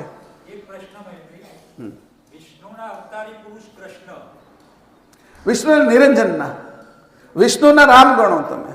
આમ તો બધા વિષ્ણુના જ અવતાર થાય, કારણ કે આ પિતાના જ અવતાર થાય. બ્રહ્માજી 4 વેદ બોલે મુખે, તો બ્રહ્માના મુખે નિરંજન બોલે, બરાબર. એવી રીતે વિષ્ણુના જે અવતાર થાય એમાં નિરંજનની સત્તા આવે. એટલે અવતાર છે એ વાસ્તવમાં તો નિરંજનના જ થાય. હા, વિષ્ણુના અવતાર છે એની એવી રીતે કહેવામાં આવ્યું કે વિષ્ણુના અવતાર થયા તો આપણે ગણીએ કેમ કે વિષ્ણુના અવતાર. રુદ્રના 12 રુદ્ર આપણે ગણીએ એમ બ્રહ્માના છે એ નાદ પુત્રો ગણીએ અને બુંદ માર્ગ એનાથી જ ચાલુ થયો, બરાબર. તો એવી રીતે આ જે અવતાર છે એમાં નિરંજન પાછળ છે. જેમ બ્રહ્માજી 4 મુખે વેદ બોલે, ઋગ્વેદ બોલે તો એનું ઉત્તર બાજુનું મુખ છે, પૂર્વ બાજુનું. યજુર્વેદ બોલે તો દક્ષિણ બાજુનું. સામવેદ બોલે તો પશ્ચિમ બાજુનું. અને અથર્વવેદ બોલે તો ઉત્તર બાજુનું. આ 4 મુખ દ્વારા એ વેદ બોલે છે, પણ બ્રહ્માજી નથી બોલતા, એની અંદરથી નિરંજન પુરુષ બોલે છે. પરમગુરુએ આ લખ્યું છે. કૃષ્ણ ભગવાનની ભક્તિ કરવા વાળો વ્યક્તિ મીરા, તો એ એનામાં જ આખી જિંદગી રત રહ્યા હોય, તો હવે વૃત્તિ એનામાં લાગી, હવે એ નિરંજન ધામ પ્રાપ્ત કરે.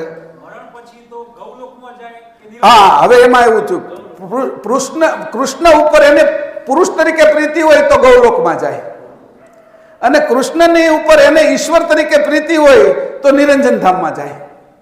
2 એના ભાગ પડે. રામ હોતી જ્યારે અહીંયા આવે ને ત્યારે એના 2 લોક પડે. જ્યારે એને પ્રતિષ્ઠામાં જે ઈચ્છા હોય કે મારે પ્રતિષ્ઠા, જેને કીધું કે ભાઈ ધોબીએ એવું કીધું કે ભાઈ આ તમારી સીતાને તો રાવણે રાખી હતી, એટલે એ પ્રતિષ્ઠામાં ઈચ્છા રહી ગઈ તો એ સાકેત લોકમાં જાય. અને જો પ્રતિષ્ઠામાં ઈચ્છા ન રહી તો એ બ્રહ્મપુરીમાં જાય. આપણે એ રીતે જ જઈએ.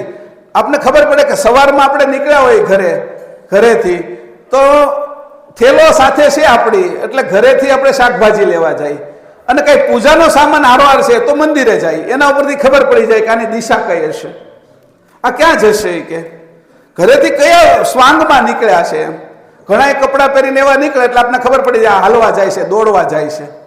ઘણા સ્વિમિંગમાં જતા હોય તો આપણને ખબર પડે કે આ તરવા માટે જાય છે. એ ઘરેથી નીકળે છે, એના જે રૂપ રંગ અને એની વ્યવસ્થા જોઈને આપણને ખબર પડે ક્યાંથી નીકળે. એમ આપણે જ્યારે શરીર છોડશું ત્યારે આપણું ધ્યેય ક્યાં છે એના ઉપર આપણે જશું. આ બધા પણ એમ જ જાય છે શરીર છોડે છે ત્યારે. તો જે મૂળ પુરુષ છે ને એ આ સત્તા આખી નિરંજનના હાથમાં છે. આ જે પસારો છે એ નિરંજનના હાથમાં છે. શંકરની અંદર જે કંઈ કરવામાં આવે છે એ નિરંજન જ કરે છે. આ 10 અવતાર થાય છે વિષ્ણુના, એ પણ નિરંજન જ કરે છે. અને બ્રહ્માજીના મુખે જે 4 વેદ બોલાવે છે એ નિરંજન જ કરે છે. અને એની અંદરથી બ્રહ્માની અંદરથી નાદ પુત્રો ઉત્પન્ન કરે છે. એના નાદના 16 સંતાનો ઉત્પન્ન થયા. પહેલા આ બુંદ માર્ગની વ્યવસ્થા નહોતી સ્ત્રી પુરુષની, એટલે બુંદ માર્ગ રજવીર્યથી નહોતા થતા, નાદથી થતા હતા.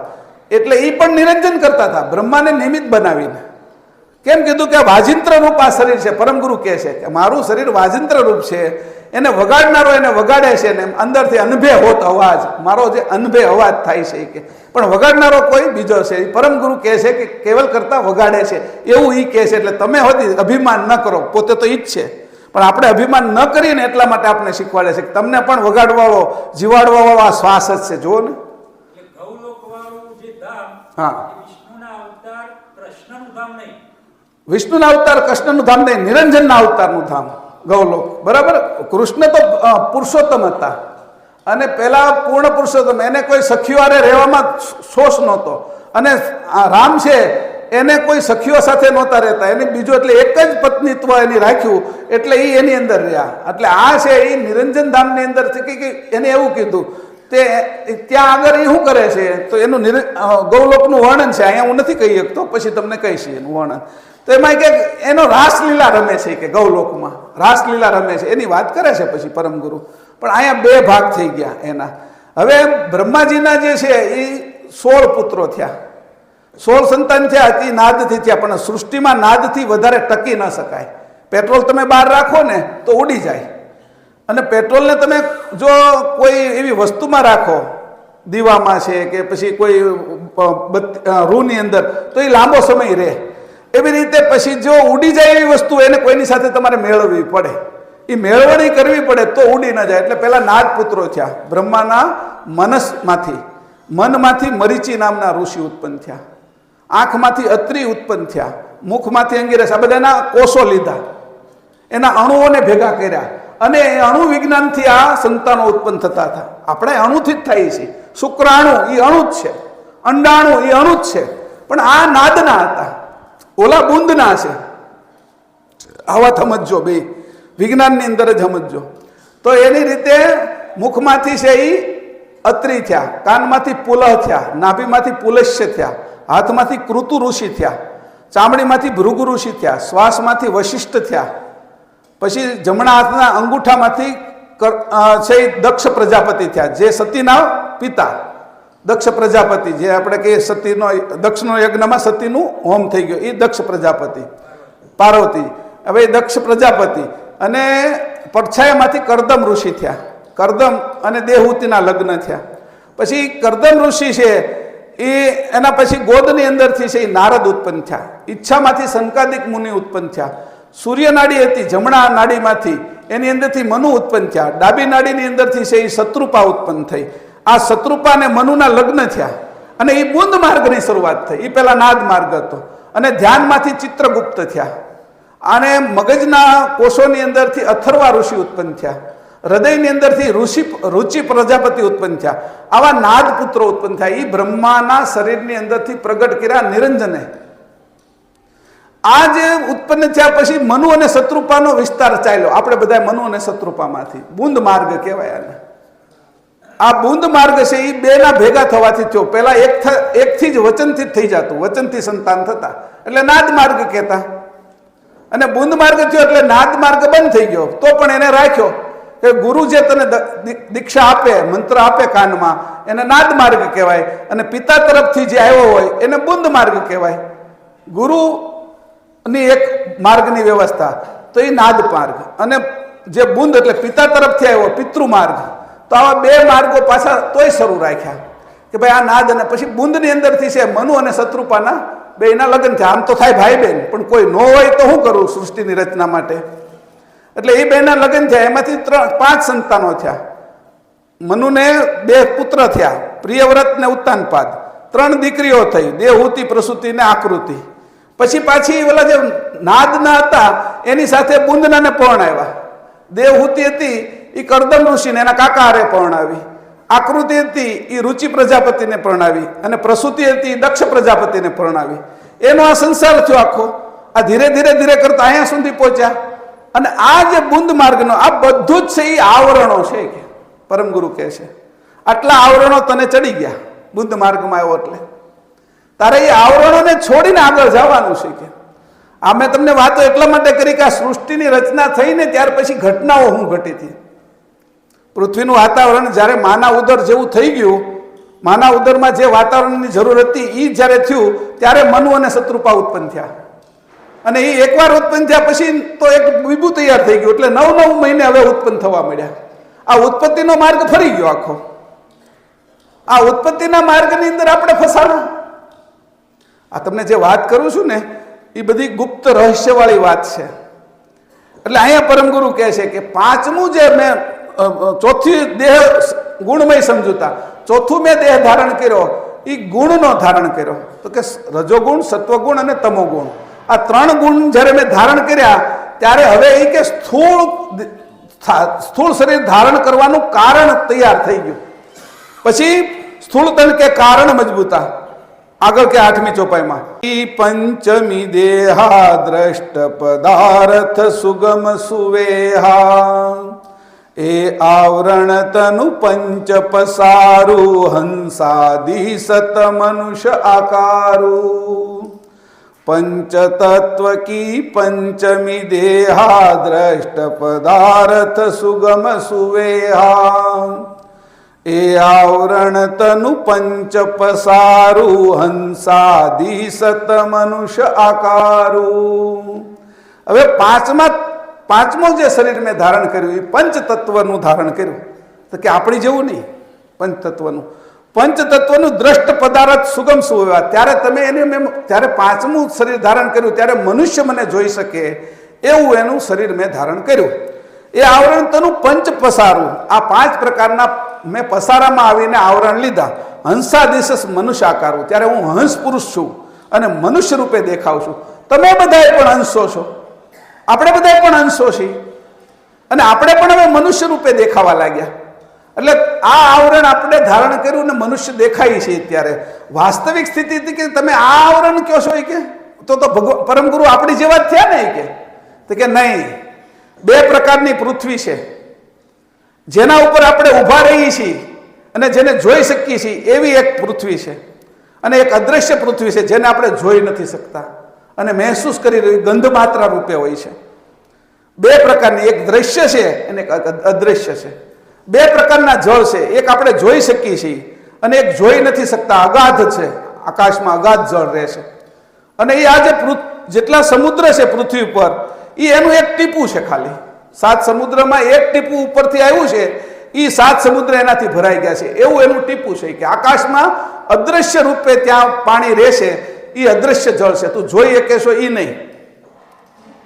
અહીંથી જે પાણી ઉપર જાય છે તો અહીંયા તો બધું પાણી આપણે ભરીએ છીએ, એનું તો એક રૂપ હોય છે. ગ્લાસમાં ભરી, બોટલમાં ભરી, માટલામાં ભરીએ, આપણા ટાંકામાં ભરી, નદીમાં ભરાય, સરોવરમાં ભરાય, તળાવમાં ભરાય, સમુદ્રમાં ભરાય, એ પાત્ર છે. તો જે આકાશમાં એટલું બધું પાણી ચડી જાય છે, રોજનું 64 લાખ યોજન પાણી ચડે આકાશમાં. આ વડવાનળ એને બાળી અને આકાશમાં ચડાવી દે તો ત્યાં એ કઈ વસ્તુમાં એને હંઘરતા છે, એનું શું પાત્ર છે? કોઈ પાત્ર હોવું જોઈએ ને કે ભાઈ આકાશમાં રાખવાનું પાત્ર હોવું જોઈએ ને. એટલું બધું આકાશમાં કઈ રીતે રાખતા છે? તો કે તું જે દ્રશ્ય જોવે છો એ જળ, એ અદ્રશ્ય જળ છે, એ એના ઉપર છે, એ છે ખરું પણ તને દેખાતું નથી. ગ્લાસમાં આવે તો તું પી શકે પણ આકાશમાં તું પી ન શકે, કે તારી હદ છે એ જળ થઈ ગઈ છે. તો પરમગુરુ છે એનો જે દેહ હતો એ 5 તત્વનો, એ નહોતા દેખાતા એવા આવરણ વાળા દેહ હતો. ગંધ માત્રા એ પૃથ્વી તત્વની હતી, રસ માત્રા છે એ જળ તત્વની હતી. એમ આ જે અગ્નિ બધો દેખાય છે સૂર્ય સાથેનો. દરેક વનસ્પતિના લાકડાની અંદર અગ્નિ હોય, દરેક ગેસમાં અગ્નિ હોય, પેટ્રોલ, ડીઝલ, કોલસા બધામાં અગ્નિ હોય, પથ્થરમાં અગ્નિ હોય, અગ્નિ બધે ભરેલો છે. એ અગ્નિ છે એ દેખાતો અગ્નિ છે, અદ્રશ્ય અગ્નિ અને દેખાતો અગ્નિ. અને એક છે એ મહદ અગ્નિ છે જેમાંથી સૂર્ય ઉત્પન્ન થાય છે, અને સૂર્યનો જ્યારે નાશ થાય છે તો મહદ અગ્નિમાં ભળી જાય છે. જેમ વરસાદ અહીંયા પડે, પાણી અહીંયા દેખાય છે, એ સઘન ઘનમાં ભળી જાય છે. એવી રીતે મહદ અગ્નિમાં જે ભળે છે એ સૂર્ય, એ અગ્નિ, એ રૂપ પાછું પરમગુરુનું 5 અગ્નિ તત્વનું હતું. એમ વાયુ 2 પ્રકારના છે. એક વાયુ તું અત્યારે શ્વાસ નાકથી લેશો એ, અને એક માના પેટમાં ઉદરમાં નાભીથી લીધો તો એ શ્વાસ. એ નાભીનો શ્વાસ તારો બંધ થઈ ગયો છે એટલે તને તારી ખબર પડતી બંધ થઈ ગઈ. તું શરીર છો એની તને ખબર પડવા મળી, કે તું શરીરથી પર, શરીરને ધારણ કરનારો કોણ છે એની તને ખબર ન પડી. પિતાજીનું સામાન્ય ચેતન અને માતાનું વિશેષ ચેતન જ્યારે બે ભેગા થયા અને વિશેષ સામાન્ય એટલે સવિશેષ થયા એટલે નાભીનો પ્રાણાયામ જ્યારે શરૂ થયો 9 મહિના સુધી ચાલ્યો, એની અંદર જે શરીર બન્યું એ જ શરીર અત્યારે તાર્યા કરશે. એમાં કોઈ બીજો વધારો નથી. એની વૃદ્ધિ થઈ, વજન વધ્યું, પણ નાકની જગ્યાએ કાન ને કાનની જગ્યાએ આંખ ને એવું નથી થઈ ગયું. તો આ રીતે જે બન્યું એ પ્રણવ છે, એ સૂક્ષ્મ પ્રણવ હતો, એ શ્વાસ, એ હવા. એવું એક આકાશ અવિગત છે અને એક ગત છે. એમાં ગત આકાશ નહીં, અવિગત આકાશ. એ પાંચેય અવ્યક્ત તત્વો હતા પરમગુરુના. આપણે બધાય પાંચેય વ્યક્ત તત્વો છે અને પરમગુરુ ખાલી દેખાવા માટે છે, વાત કરવા માટે છે અને એ રૂપે આવેલા હતા. એટલે માતાના કુખે જન્મ નહોતો લીધેલો. આ વાત એટલા માટે સિદ્ધ થાય છે કે કોઈ પણ જગ્યાએ જઈ શકતા હતા. અને આ રીતે માતાના કુખે જે જન્મ ન લીધેલો હોય એ તત્વ, એ કે આવા તત્વને ધારણ કરેલા હતા. એને તત્વને સમજાવવા માટે હું તમને કહું છું, તમે પણ આવા જ છો કે મારી જેવા. તમે આ આવરણને જડ લીધું છે, તમારી જડતાના કારણે, મોહના કારણે મોહિત થઈ ગયા છો, એટલે જડ અણુઓ તૈયાર થઈ ગયા છે આપણી અંદર. તો અહીંયા કહે છે આ રીતે પંચતત્વનો 5મો દેહ ધારણ કર્યો. આથી જગતભરના સર્વ તત્વરૂપ દ્રવ્યો તથા દ્રષ્ટ પદાર્થ માત્ર સમજવામાં આ શરીરે કરીને સુગમ થયેલું છે. આ આવરણરૂપ પંચ શરીરના પસારાને લીધે જ હંસ પુરુષ મનુષ્ય આકારે દેખાય છે. આપણે બધા મનુષ્ય આકારે કેમ દેખાઈએ છીએ? આ પંચ તત્વનું શરીર ધારણ કર્યું છે એટલે.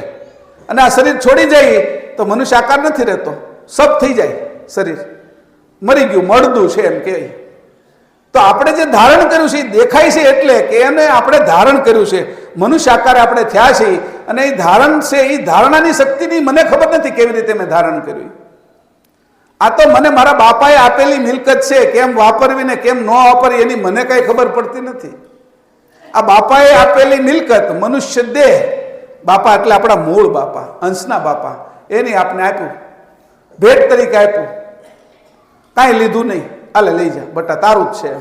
અત્યારે આંખ નખાવા જાવ છે, આંખમાંથી મોતિયો કઢાવવા જાવ તો 50,000 થાય, એક દાંત હરખો કરાવવા જાવ તો 10,000 રૂપિયા થાય, કિડની લીવર આ બધા ગોઠણ પેલા થઈ જાય ને તો 2 લાખ રૂપિયાનું બિલ આવે. હાવ મફત આપ્યું તને. એટલે કેમ મફત આપ્યું? એટલે કિંમત નહીં કરવાની આ શરીરની. હવે ખબર પડે ડોક્ટર આગળ જા ત્યારે કે મેં હાવ નવું નક્કોર, પેટી પેક, કિડની 2 એકદમ સરસ મજાની, લીવર સરસ, હૃદય સરસ, પગ હારા, હાથી હારા, દાંત નહોતા આપ્યા કે પછી દાંત આપીશ એના બીજ મૂકી દીધા કે તું મોટો થા, 8-10 મહિનાનો થા, પછી તને સમજણ આવે પછી દાંત આવશે કે. પેલા દાંત આપું તો તું માને વગાડે કે. તો એ પેલા એને સમજણ આપી, પછી દાંતના બીજ વાવી દીધા અંદર અને આ દાંતો ઉગ્યા પછીથી. તો આવી રીતે એની આપણે બધું આપી દીધું. અત્યારે કોઈ ચામડી છે ને એને પ્લાસ્ટિક સર્જરી કરાવવા જાય 5-5 લાખ. હવે ઓલા પાછા નવા વાળ રોપાવા જાય. ટકો થયો ને તો કે હવે મને કે ગઢો થઈ ગયો છે કે ટકો દેખાય છે, બધા સામું જોવે એટલે કે નવા વાળ, એક વાળ રોપવાના 2 રૂપિયા, 3 રૂપિયા, 4 રૂપિયા લે. હવે એ એના બીજ નખાવે, પછી એમાં કઈ ગેરંટી ન આવે કે આખી જિંદગી રહેશે, સમજાણું? એ નખાવે, પછી એમાં વાગે, એ પેલો હોય મારે, બેડું કરે અને એમાં રોપે. ભગવાને પરમ ગુરુએ જે વાળ આપ્યા એમાં વાગ્યા વગર આપ્યા આપને.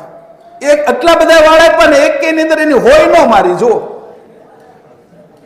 આ ડોક્ટર આગળ જઈને હોય મારી મારીને એક વાળને રોપે. ઓલા કે કેટલા તારે કેટલા ના થયા કે મારે 5 લાખ ના, કે કેટલા વાવ્યા કે 5 વાવ્યા કે 1 લાખ વાવ્યા વાળ. એમ હવે ટકો નથી દેખાતો એટલા માટે. ઓલા જયારે આપ્યા થાય ત્યારે તને એની કિંમત ન થઈ, ત્યારે તો તું બીજાના વાળ ઘડી નાખતો થોય કે પોતાના તો સમજ્યા. તો એવી રીતે કહે છે કે તને મેં જે આપ્યું છે, જે વસ્તુ કિંમતી મેં આપી છે એની તને કદર ન થઈ. એક વસ્તુની કદર ન થઈ, તને મનુષ્ય દેહની જ કદર નથી. આવી રીતે કીધું. પશુ વાપરે એમ તું વાપરે છો. તું જેમ ભેગું કરે એમ કીડી નથી ભેગું કરતી. કીડી તો એટલી હોશિયાર છે ને, અરે એને ખબર પડી જાય કે અહીંયા ગોળ પડ્યો છે કે અહીંયા ગુલાબ જાંબુ છે, તરત લાઈન લગાડી દે, તું આમ આવજે કે. અને પછી બધાને કહેતી જાય, હો આ ડેવળી થાય ને તો એને કહેતી જાય કે સીધી સીધી કે આમ જ માલ છે કે બધો. અને એ બધી એને સમજણ પડે. એને નાક, એને સુગંધ, એને સ્વાદ, પછી બધું એકારે ન ખાઈ જવાય, બીજું હંગરી દેવાય, એટલે ઊંડું હંગરી આવે. એનું જે દર હોય ને ત્યાં જઈને ઊંડે મૂકી આવે. વળી વાતાવરણ થાય ને વરસાદનું, અને એવું લાગે ને કે અહીંયા પાણી આવશે, એ વાતાવરણ થાય તો એને પહેલા ખબર પડી જાય, નાથી ફેરવીને બીજી જગ્યાએ લઈ જાય. અમારા સુરતની અંદર છે એ ક્યારેક છે ને પૂર આવે તાપીમાં, એટલે ખબર પડી જાય, ઉપરથી એલર્ટ કરી દે ને એટલે પહેલા જે હેઠે રહેતા હોય ને પહેલા મળે, ને પહેલા વાળા બીજા મળે, સામાન ચડાવવા મળે. એ આપને ખબર પડે છે એટલી કીડીને ખબર પડે છે. તો હું વિશેષ જીવ્યા આપણે વિશેષ તો જીવ્યા ને કે હું કંઈક એનાથી વિશેષ કરું, મારા સ્વરૂપને પ્રાપ્ત કરું. એ ભેગું કરે એમ હું ભેગું કરું છું, અને એ જેમ હંગરે એમ હું હંગરો કરું છું. મનુષ્ય શરીર મને આપ્યું છે એની મેં કદર ન કરી. બે કદરદાન રહ્યો હું, મને કદર કરતા ના આવડી. અને હમણાં વર્ષ વયા જતા વાર ન લાગે સાહેબ. હજી આપણે અમુક 50-60 વર્ષના થાય ને ત્યારે આપણે ઓલી બાળપણમાં જે સ્કૂલે જતા હોય ને એના દોસ્તાર ને બધા મળે ને સ્કૂલ મળે ને દેખાય ને ત્યાં આપણે બાળપણ હમણાં અહીંયા હું રમતો હતો એમ થાય. ત્યાં તો 50 વર્ષ આવી ગયા હોય, તું રમતો હતો એમાં. તો યાદ આવે કે આ પીપળો હતો, આ ઓટલો હતો, આ કુએ રમતા થા, આમ લટકતા થા, આમ ફરતા થા. એ બધું યાદમાં વહી ગયું, એ બધું બાદ થઈ ગયું, તારે હારે ના આવે. જેમ અત્યારે વહી ગયું એમ તારું આ શરીર હમણાં જ વહી જશે. મનુષ્ય અવતાર મળ્યો છે, એની કદર ન કરતા આવડે તો ક્યાં જઈશું? કિંમત બધેની કરીએ છીએ. હોનાનો ભાવ કેટલા છે આપણે અગર હોનું પડ્યું ને તરત જોઈ લઈએ કે કેટલા હાથ છે. કે જો તો પછી બૈરા વગર વધારે હોય ને તો પછી એના ઘરવાળાને કે જો તો દીકરા કે જો તો આજ કેટલા ભાવ વધ્યા. એ કે આપણે જો ને કે 70 લીધું હતું કે તોલું, કે આજે 135 થઈ ગયા છે, કે 1,35,000 થઈ ગયા. કે બહુ એ બધી ખબર પડે, એની કદર કરતા આવડે, આપણી કદર કરતા ના આવડી. આપણે મફત આપ્યું, શ્વાસ મફત આપ્યો, દ્રષ્ટિ મફત આપી, આંખ મફત આપી, ડોળો મફત આપ્યો, જીભ મફત આપી, બધા સ્વાદ લઈએ કી છે, બોલવાની આ વસ્તુ આપી. અહીંયા દાંત, ઓષ્ઠ, દંત્ય, ઓષ્ઠ, તાલુ, મૂર્ધન્ય આ બધામાંથી અક્ષરો નીકળે એવી વાત કરી.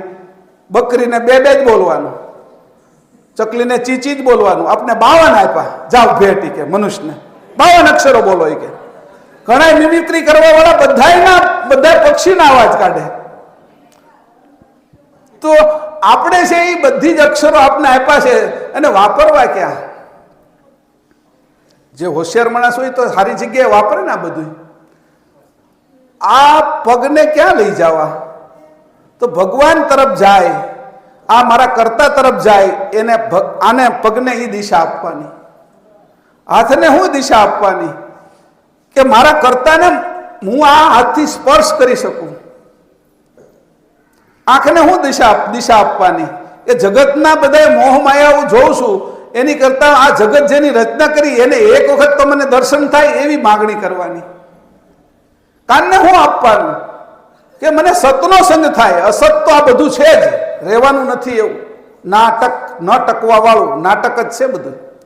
એમાં સત વસ્તુ છે, એને હું છે એ સાંભળી શકું, સતને સાંભળી શકું, સત્સંગ સાંભળી શકું. એને કાનને એ દિશામાં લઈ જવાના. સ્વાદ એ લેવાનો કે મારા કર્તાનો સ્વાદ લેવો છે, એનો મારે સ્વાદની ઈચ્છા છે. આ બધી ઇન્દ્રિયોને કરતા મુખ કરવી, કરતા બાજુના દિશામાં વાળવી, એ આ મનુષ્ય જન્મનો અર્થ છે. બાકી નિરર્થક છે મનુષ્ય જન્મ, તે અર્થહીન જાય છે. તો અહીંયા કહે છે કે આ મનુષ્ય આકારે મેં આ શરીરો લીધા, પણ હું તમને આ કહેવા માટે આવ્યો. અનેક જન્મ સુધી ભટકીને મરી જઈશું, આમાં કોઈ પાર નથી આવતો. આ પાર નથી આવતો. અંત વગરના અવતારો થાય. પૃથ્વી પોતાની ધરી ઉપર ફરે, રાત દિવસ થાય. ચંદ્ર પૃથ્વીને ફરે, અંધારિયું ને અજવાળિયું બે પક્ષ થાય. એમાં 15-16 તિથિ થાય, એકમથી લઈને પૂનમ અને અમાસ સુધીની. આ પૃથ્વી ચંદ્ર લઈને ફરે, ચંદ્રને લઈને સૂર્યને ફરે તો 1 વર્ષ થાય, 12 મહિના થાય, 2 અયન થાય અને 6 ઋતુ થાય. આ અભિજીત નામના સૂર્યની આજુબાજુ આપણું સૂર્યમંડળ ફરે તો 43,20,000 વર્ષ થાય, 4 યુગ જાય, સતયુગ, ત્રેતા, દ્વાપર અને કલયુગ. આ અભિજીત છે એ પાછો ધ્રુવને ફરે તો 30,67,20,000 વર્ષ થાય અને ત્યારે એક મન્વંતર પૂરું થાય. આ ધ્રુવ આકાશગંગાના કેન્દ્રને ફરે ત્યારે પૃથ્વી ઉપરથી 8,64,00,00,000 વર્ષ પૂરા થાય. એટલે એક બ્રહ્માનો રાત દિવસ થાય, 30 દિવસનો મહિનો, 12 મહિનાનું વર્ષ અને 100 વર્ષનું આયુષ્ય બ્રહ્માનું થાય. આમાં કેટલી વાર આપણે આવીને વયા જાય? આ મનુષ્ય શરીરનો કોઈ અર્થ જ નહીં. આ બધી ખગોળીય ઘટના છે, કાલ્પનિક ઘટનાઓ નથી. આ જેના દ્રષ્ટા લોકોએ લખેલું છે બધું. પરમ ગુરુએ જ્ઞાનમાં કીધું કલ્પે એકવાર હું આવું છું કે 3,60,00,000 એક બ્રહ્માના આયુષ્યમાં 3,60,00,000 સતયુગ, 3,60,00,000 ત્રેતા, 3,60,00,000 દ્વાપર, 3,60,00,000 કલયુગ, એટલા વર્ષો વયા જાય. આટલું બધું ગતિ કરી રહ્યું છે, આ બ્રહ્માંડ આખું ગતિ કરી રહ્યું છે. એમાં આપણી ગતિ શું છે? આપણે કોણ ગણે છે? અને એમાં જો ગણતરી કરવી હોય તો આપણા આ બધાના કરતા કોણ છે, મારા કરતા કોણ છે, મને કોની આવું શરીર આપ્યું, એની બાજુ વળવું એ જ આપણી ગતિ છે. આ બધી ગતિમાં નકર ફેરાઈ જઈશું. કબીરજી બોલે છે, ચાલતી ચાકી દેખ કે દિયા કબીરા રોય, દો પાટન કે બીચ में સાબુત બચાના કોઈ. જેટલું ઘંટલો હતો એને ઓરતા જાય, જેટલું બધું અંદર ઓરો એટલું બધું લોટ થઈને નીકળી જાય. આપણે બધા લોટ થઈને આ બધો ઘંટલો હાલે છે, આ પૃથ્વી, સૂર્ય, ચંદ્રનો. એ ઘંટલામાં આપણો બધાનો લોટ થઈ જાય છે. રોજ પાવડર બની જાય છે. આપણે રાખ, ઓલો તો લોટ થાય, આપણે તો રાખ થઈ જાય છે રોજ. તો કે આ પછી કીધું કે બધાની વાત બરાબર, પણ કે ફરતી ચાકી દેખ કે દિયા કબીરા રોય. પછી એવું કીધું દો પાટન કે બીચ में સાબુત બચાના કોઈ. ત્યારે કીધું કે ચાકી ચાકી સબ કહે, કિલા ન કહે કોઈ, કિલે કો લિપટા રહે, બાલ ન બાકા હોય. કે જે કિલો છે એની બાજુમાં જે અનાજ પડ્યું રહે એનો વાળ વાકો ન થાય. એટલે આ કિલો કોણ? આ સર્જનાર. આ કેવલ કર્તાની બાજુમાં રહે, પરમ ગુરુની બાજુમાં રહે, એનો વાળ વાકો ન થાય. કે બાકી લોટ થઈ જાય, કાળના ચારામાં વયો જાય. કે આવી વાત કરી તો મારો શું અર્થ છે? હું અહીંયા છું એનો અર્થ હું તમને સીધી બધી વાતો સીધી જ કરીશ. કોઈ આમાં કથાઓ નથી કરવા આવ્યો. હું તો તમારી વ્યથા ઠાલવવા આવ્યો છું કે આ વ્યથા છે કેદુની લાગેલી છે. કથા નથી. આ કથા છે એ બધા કરી હોય તો હમણાં રામાયણ, મહાભારત, ઉપનિષદો એની બહુ બધી કથાઓ હોય, કરી લઈએ. પરમ ગુરુની કથા કરી લઈએ કે પરમ ગુરુ આ ધામમાંથી ગયા અને આ ધામમાં આવ્યા, પણ એનું જ્ઞાન શું છે એ તમને સમજાવવા આવ્યો છે. આ તો તમે રોજ વાંચો છો ને. અભ્યાસુ લોકો ગ્રંથને રોજ વાંચે છે, પણ એ નથી સમજાવવા આવ્યો હું. પગ કેમ હાલે છે ને એ તો રોજ હાલી છે, પણ કેમ હાલે છે? ગમન આકાંક્ષા ભરી છે એમાં, એટલે હાલે છે. ગમન આકાંક્ષા શું છે? કે જમણા પગે છે એ વિષ્ણુનો વાસ છે, ડાબા પગે છે એ શંકરનો વાસ છે, લિંગ સ્થાને બ્રહ્માનો વાસ છે. કે એની અંદર આ તત્વો ભરેલા છે એટલે એ કામ કરે છે. હાથ ગ્રહણ કરે છે, એમાં ગ્રહણ આકાંક્ષા ભરી છે. અને હાથમાં ઇન્દ્ર દેવતાના અંશો છે. મૂળ તો તત્વો છે, દેવતાના અંશો નથી, પણ પરમ ગુરુ એવી રીતે ગોઠવ્યા છે કે એને દેવતાના અંશો તરીકે વર્ણન કરે તો લોકોને ધ્યાનમાં આવે. કાન કેમ સાંભળે છે? તો કાને દિગ અને પાલ બે દેવતા છે, શબ્દ માત્રા છે, અને શ્રવણ આકાંક્ષા મૂકેલી છે એટલે કાન સાંભળે છે. આંખ કેમ જોવે છે? તો કે ત્યાં રૂપ માત્રા મૂકી છે, અગ્નિ તત્વ છે, અને નિરીક્ષણ આકાંક્ષા મૂકી છે એટલે જોવે છે. આ બધું કેમ હાલે છે કઈ ખબર જ નથી ને મને. લોહી કેમ બને છે, હાડકા કેમ બને છે ખબર છે આપને? ભૂમિ તત્વ અને અપાનવાયુ ભેગા થાય ત્યારે હાડકા બને. ભૂમિ તત્વ અને પ્રાણવાયુ ભેગા થાય ત્યારે માંસ બને. ભૂમિ તત્વ અને ઉદાનવાયુ ભેગા થાય ત્યારે નાડીઓ બને, લોહી વહેરાવે. ભૂમિ તત્વ અને વ્યાનવાયુ ભેગા થાય ત્યારે ચામડી બને. ભૂમિ તત્વ અને સમાનવાયુ ભેગા થાય ત્યારે રૂવાટી બને. આ ખબર જ નથી આ બધા તત્વ કેવી રીતે હાલે, નાકમાં કેવી રીતે હાલતા હશે. તો ઈડા, પિંગળા અને સુષ્મના 3 નાડી છે. એમાં જળ તત્વ હાલતું હોય તો 16 આંગળ સુધી હાલે. હરીસો રાખો તો 16 આંગળ સુધી એની ઝાડ વળે. અથવા નાનું એવું કોઈ રૂ રાખો તો 16 આંગળે હાલતું હોય, શ્વાસ એ હલે તો સમજી લેવાનું કે અત્યારે જળ તત્વ હાલે છે. એ નીચેથી હાલે, અહીંયા ભેજ થઈ જાય. ત્રાસુ હાલે તો વાયુ તત્વ હાલે છે, એ 8 આંગળ હાલે. અગ્નિ તત્વ હાલે એ ઉપરથી હાલે, એ 4 આંગળ હાલે. ભૂમિ તત્વ મધ્યમાંથી હાલે અને એ 12 આંગળ ચાલે, અને આકાશ તત્વ હાલતું હોય તો 2.5 આંગળ ચાલે.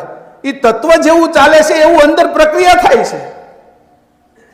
આ શરીર એમને નથી હાલતું, બસ મસ્ત મજાનું કોમ્પ્યુટર છે, એટલું સરસ ગોઠવીને આપ્યું છે ને એમને આપી દીધું એટલે કિંમત નથી થતી. એમ મારું કેવું છે તમને. મગજ કેવું આપ્યું આ વૈજ્ઞાનિકો, આ બધા સંશોધન કરનારા મોટા મોટા ડોક્ટરો, એન્જિનિયરો કેવા કેવા બ્રિજો પુલો બનાવે છે, કેવા બિલ્ડિંગો બનાવે છે. આ અહીંથી કાઢે છે. આ માટીમાંથી પથ્થરા કાઢીને નથી મકાન બનાવતા. આમાં જે વિચાર આવે છે અને એમાંથી કાઢે છે. તો મગજ આપ્યું કોના માટે આપ્યું? કોની હાટું વાપરવું જોઈએ? જેને આપ્યું એના માટે. આંખથી કોને જોવા જોઈએ? જે આંખથી જોવે છે એને. આંખથી બધું જોઉં પણ જોનારાને જોઈ શકું તો સાચી આંખ મારી છે. કાનથી કોને સાંભળવા જોઈએ? કે જે સાંભળનારો છે એને સાંભળવા છે. મને જે મારામાં સાંભળનારો કોણ છે એને મારે સાંભળવો છે. કોક તો છે કે જે મને જીવાડે છે. નહીં હોય તો હું કાંઈ છું જ નહીં ને, મળદું સબ. તો કીધું આવી રીતે આવરણો લઈ આવ્યા. આવા પરમગુરુ જે આવરણો લાવ્યા એ આવરણો આપને ચડી ગયા, સ્થૂળ દેહથી લઈને પરમ કારણ દેહ સુધી. કોણ બાદ કરશે? કોણ સમજાવશે? તને આ રોગ લાગુ પડ્યો એ પહેલાં તો ખબર નથી આપને, કે આ ભવમાં આવવું ને જાવું, આ જન્મ મરણનો એ તને રોગ લાગ્યો. અત્યારે મનુષ્ય શરીરમાં શું સગવડતા છે બરોબર, પણ તું અળસલું થા, કોઈ પોદળાની અંદર એક કીડો થા, પછી તને એમાં એટલી જ મજા આવે પાછી. તો પોદળાને મૂકીને બહાર જાય ને તો તને ગમે નહીં. તો આવું એ સાચી મજા કઈ છે, સાચો આનંદ કયો છે એ તને ખબર જ નથી પડતી. એવું અજ્ઞાન છે તારું. તું તારા સ્વરૂપને નથી જાણતો એવું અજ્ઞાન છે. તો અહીંયા કહે છે કે આવી રીતે 5 દેહને હું લઈને આવ્યો છું કે, અને 5 દેહ તમારા માટે લઈને આવ્યો છે. હવે અહીંયા એની પછી એક બીજી વાત કરી, બહુ સરસ વાત કરે છે 9મી ચોપાઈમાં. પણ હું આ વાત કરું છું પણ તમે પારખો તો ને, ઓળખો તો ને. એ કે કોણ છે? એ કે આ પરમગુરુ લખે છે ત્યારે કહે છે, પણ પરખાવાણી મુખ બોલે, અગમ ઉચાર અનુભવ ખોલે, અનંત ઉચાર આલોચન જગ કે, થાપે ઈષ્ટ માયા કી વગ કે. પણ પરખાવાણી મુખ બોલે, અગમ ઉચાર અનુભવ ખોલે, અનંત ઉચાર આલોચન જગ કે, થાપે ઈષ્ટ માયા કી વગ કે. જે પારખી કે છે એને વાણી ઉપરથી ખબર પડી જાય આ કોણ છે. ઘણી વખત પરમગુરુએ એક ઉદાહરણ આપ્યું હતું અખા અને કબીરજીના પક્ષમાં. તો એ કહે છે કે ભાઈ જો કોઈ માણસ છે ગામમાં રહેતો હોય અને રાત પડેલી હોય, પોતાના ઘરમાં હોય, અને બહાર કોણ બોલે છે એના અવાજ ઉપરથી ઓળખી જાય. આ બિલાડીનો અવાજ છે, આ કૂતરાનો છે, આ શિયાળનો છે, આ સિંહનો અવાજ છે. વાણીને પારખી જાય એના ઉપરથી ખબર પડે કે આ કોનો અવાજ છે, આ કયું પ્રાણી હશે. તો એ કે હું અહીંયા જે મનુષ્ય શરીર લઈને આવ્યો અને મારી વાણીને કોઈ પારખી નથી શકતા, એ કે ઓળખી નથી શકતા કે કોનો અવાજ છે. પણ પરખાવાણી મુખ બોલે, અગમ ઉચાર અનુભવ ખોલે. જેની વાણીની અંદર અગમ ઉચ્ચાર હોય, અનુભવ હોય, એ અનુભવ જે બોલે છે એને જે પારખી શકે છે કે આ વસ્તુ આ છે. હીરા અમારે છે ને આફ્રિકાની અંદર, ઝિમ્બાબ્વેની અંદર હીરા નીકળ્યા. હવે હીરા કેવા હતા તો એને કથ્થાઈ કલરના થઈ ગયેલા, માટીની હારે રહીને ઉપર માટી ચડી ગયેલી, લાખો વર્ષથી પડેલા. એમાં એ ખેડૂતો ખેતી કરે. એ ખેતી કરે ને તો ખાવાનું બિચારા પ્રાપ્ત કરે, બીજા કપડાય ખાય નહીં, એટલી મહેનત કરે ને તોય ન થાય. અને એ જમીનની અંદર ઉપર જ હીરા પડેલા, સમજાણું? પણ એ કથ્થાઈ કલરના હતા, માટી જેવા હતા, પથ્થર જેવા હતા. એની કેટલાય તો એના સ્લેબ બીડી લીધેલા, વાહ ચાળી કેટલાય છે એને બીજા કામમાં વાપરેલા, સમજાણું? તો એ હીરા લઈને આફ્રિકાથી મારા મિત્ર વાલજીભાઈ કેસરીને ત્યાં એક ભાઈ આવ્યા અને કીધું કે મારી આગળ હીરા છે એમ. વાલજીભાઈ ત્યારે બહુ મોટા વેપારી હતા, ડીટીસીની એને સાઇટ હતી. એટલે એને કીધું કે ભાઈ તમારી આગળ હીરા કેટલા છે કે, હું આફ્રિકા રહું છું ને મારી આગળ હીરા છે કે, અને એ કે હું તમને એ હીરા આપું એમ. એટલે વાલજીભાઈ કીધું કે ભાઈ કેટલા હીરા છે, કેવા હીરા છે એમ. તો એ કે મારી આગળ તો ગોડાઉન ભરેલા છે. એટલે વાલજીભાઈને એવું લાગ્યું કે આ માણા ખોટું બોલે, ગોડાઉન તો કે હા ડીટીસી આગળ એ તે નથી ભરેલા એમ, સમજાણું. એને એમ લાગ્યું ખોટું બોલે. એટલે નહીં કે મેં ખવડાવી પીવડાવીને મહેશભાઈ મેં એને પછી કીધું કે તમે જાઓ એમ. એ વયા ગયા. પછી એક જેબી કરીને હતા બીજા વેપારી, એને ત્યાં ગયા અને એ આફ્રિકા ગયા. એ હીરા લઈ આવ્યા, એને ધોયા, એસિડમાં ધોયા, અંદરથી ચળકાટ નીકળ્યો. એ હીરાને પોલિશ કરાવ્યું, અરબો ખરબોપતિ થઈ ગયા. એ સમજાણું. ત્યાં ઓલા જે માટીમાં કામ કરતા હતા ને એને ખબર પડી કે આમાં હીરા છે, ત્યાં જે સરકારે એ બધું લઈ લીધું એની આગળથી. એ તો ભિખારીના ભિખારી જ રહ્યા. એટલે કીધું જે ઓળખતા નથી, હીરા રોજ પગમાં આવી જાય અને ઓળખી નહીં, જો પારખી ન શકીએ તો આપણા હાથ પગમાં હીરા હોય અને આપણે છે ગરીબના ગરીબ રહીએ. એમ આ મનુષ્ય અવતાર મળ્યો છે ને, એને જો પારખી ન શકીએ ને તો આપણે પશુ જેવો જ સમજવાને. એટલે કે છે વાણીને ઓળખજો, પણ પરખા વાણી મુખ બોલે, અગમ ઉચ્ચાર અનુભવ ખોલે. આ વાણીની અંદર ઉચ્ચાર જે થાય છે એ અગમ છે કે એ અનુભવ ખોલે છે, અનુભવ સિવાયની વાત ન હોય કે. અનંત બાકીના જગતની અંદર જે ઉચ્ચાર થાય છે અનંત ઉચ્ચાર છે કે અનંત ઉચ્ચાર આલોચન જગ કે. આ જગની અંદર જે લોકો બોલે છે એ વાણી અને જે પરમ ગુરુની વાણી એની અંદર શું ફરક છે કે જોજો તમે. પિત્તળ અને સોનામાં શું ફરક છે એ તમે જોજો. બે પીળું દેખાય તેમાં મોહિત નહીં થઈ જતા કે.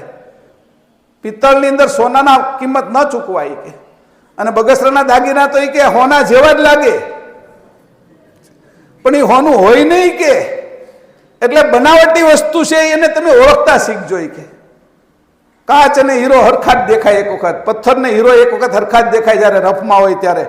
અને પીળું હોનું અને પીળું પિત્તળ બે હરખું જ દેખાય કે, પણ એ તો એને ઘાટ ઘડો ત્યારે ખબર પડે કિંમત કેની વધારે છે.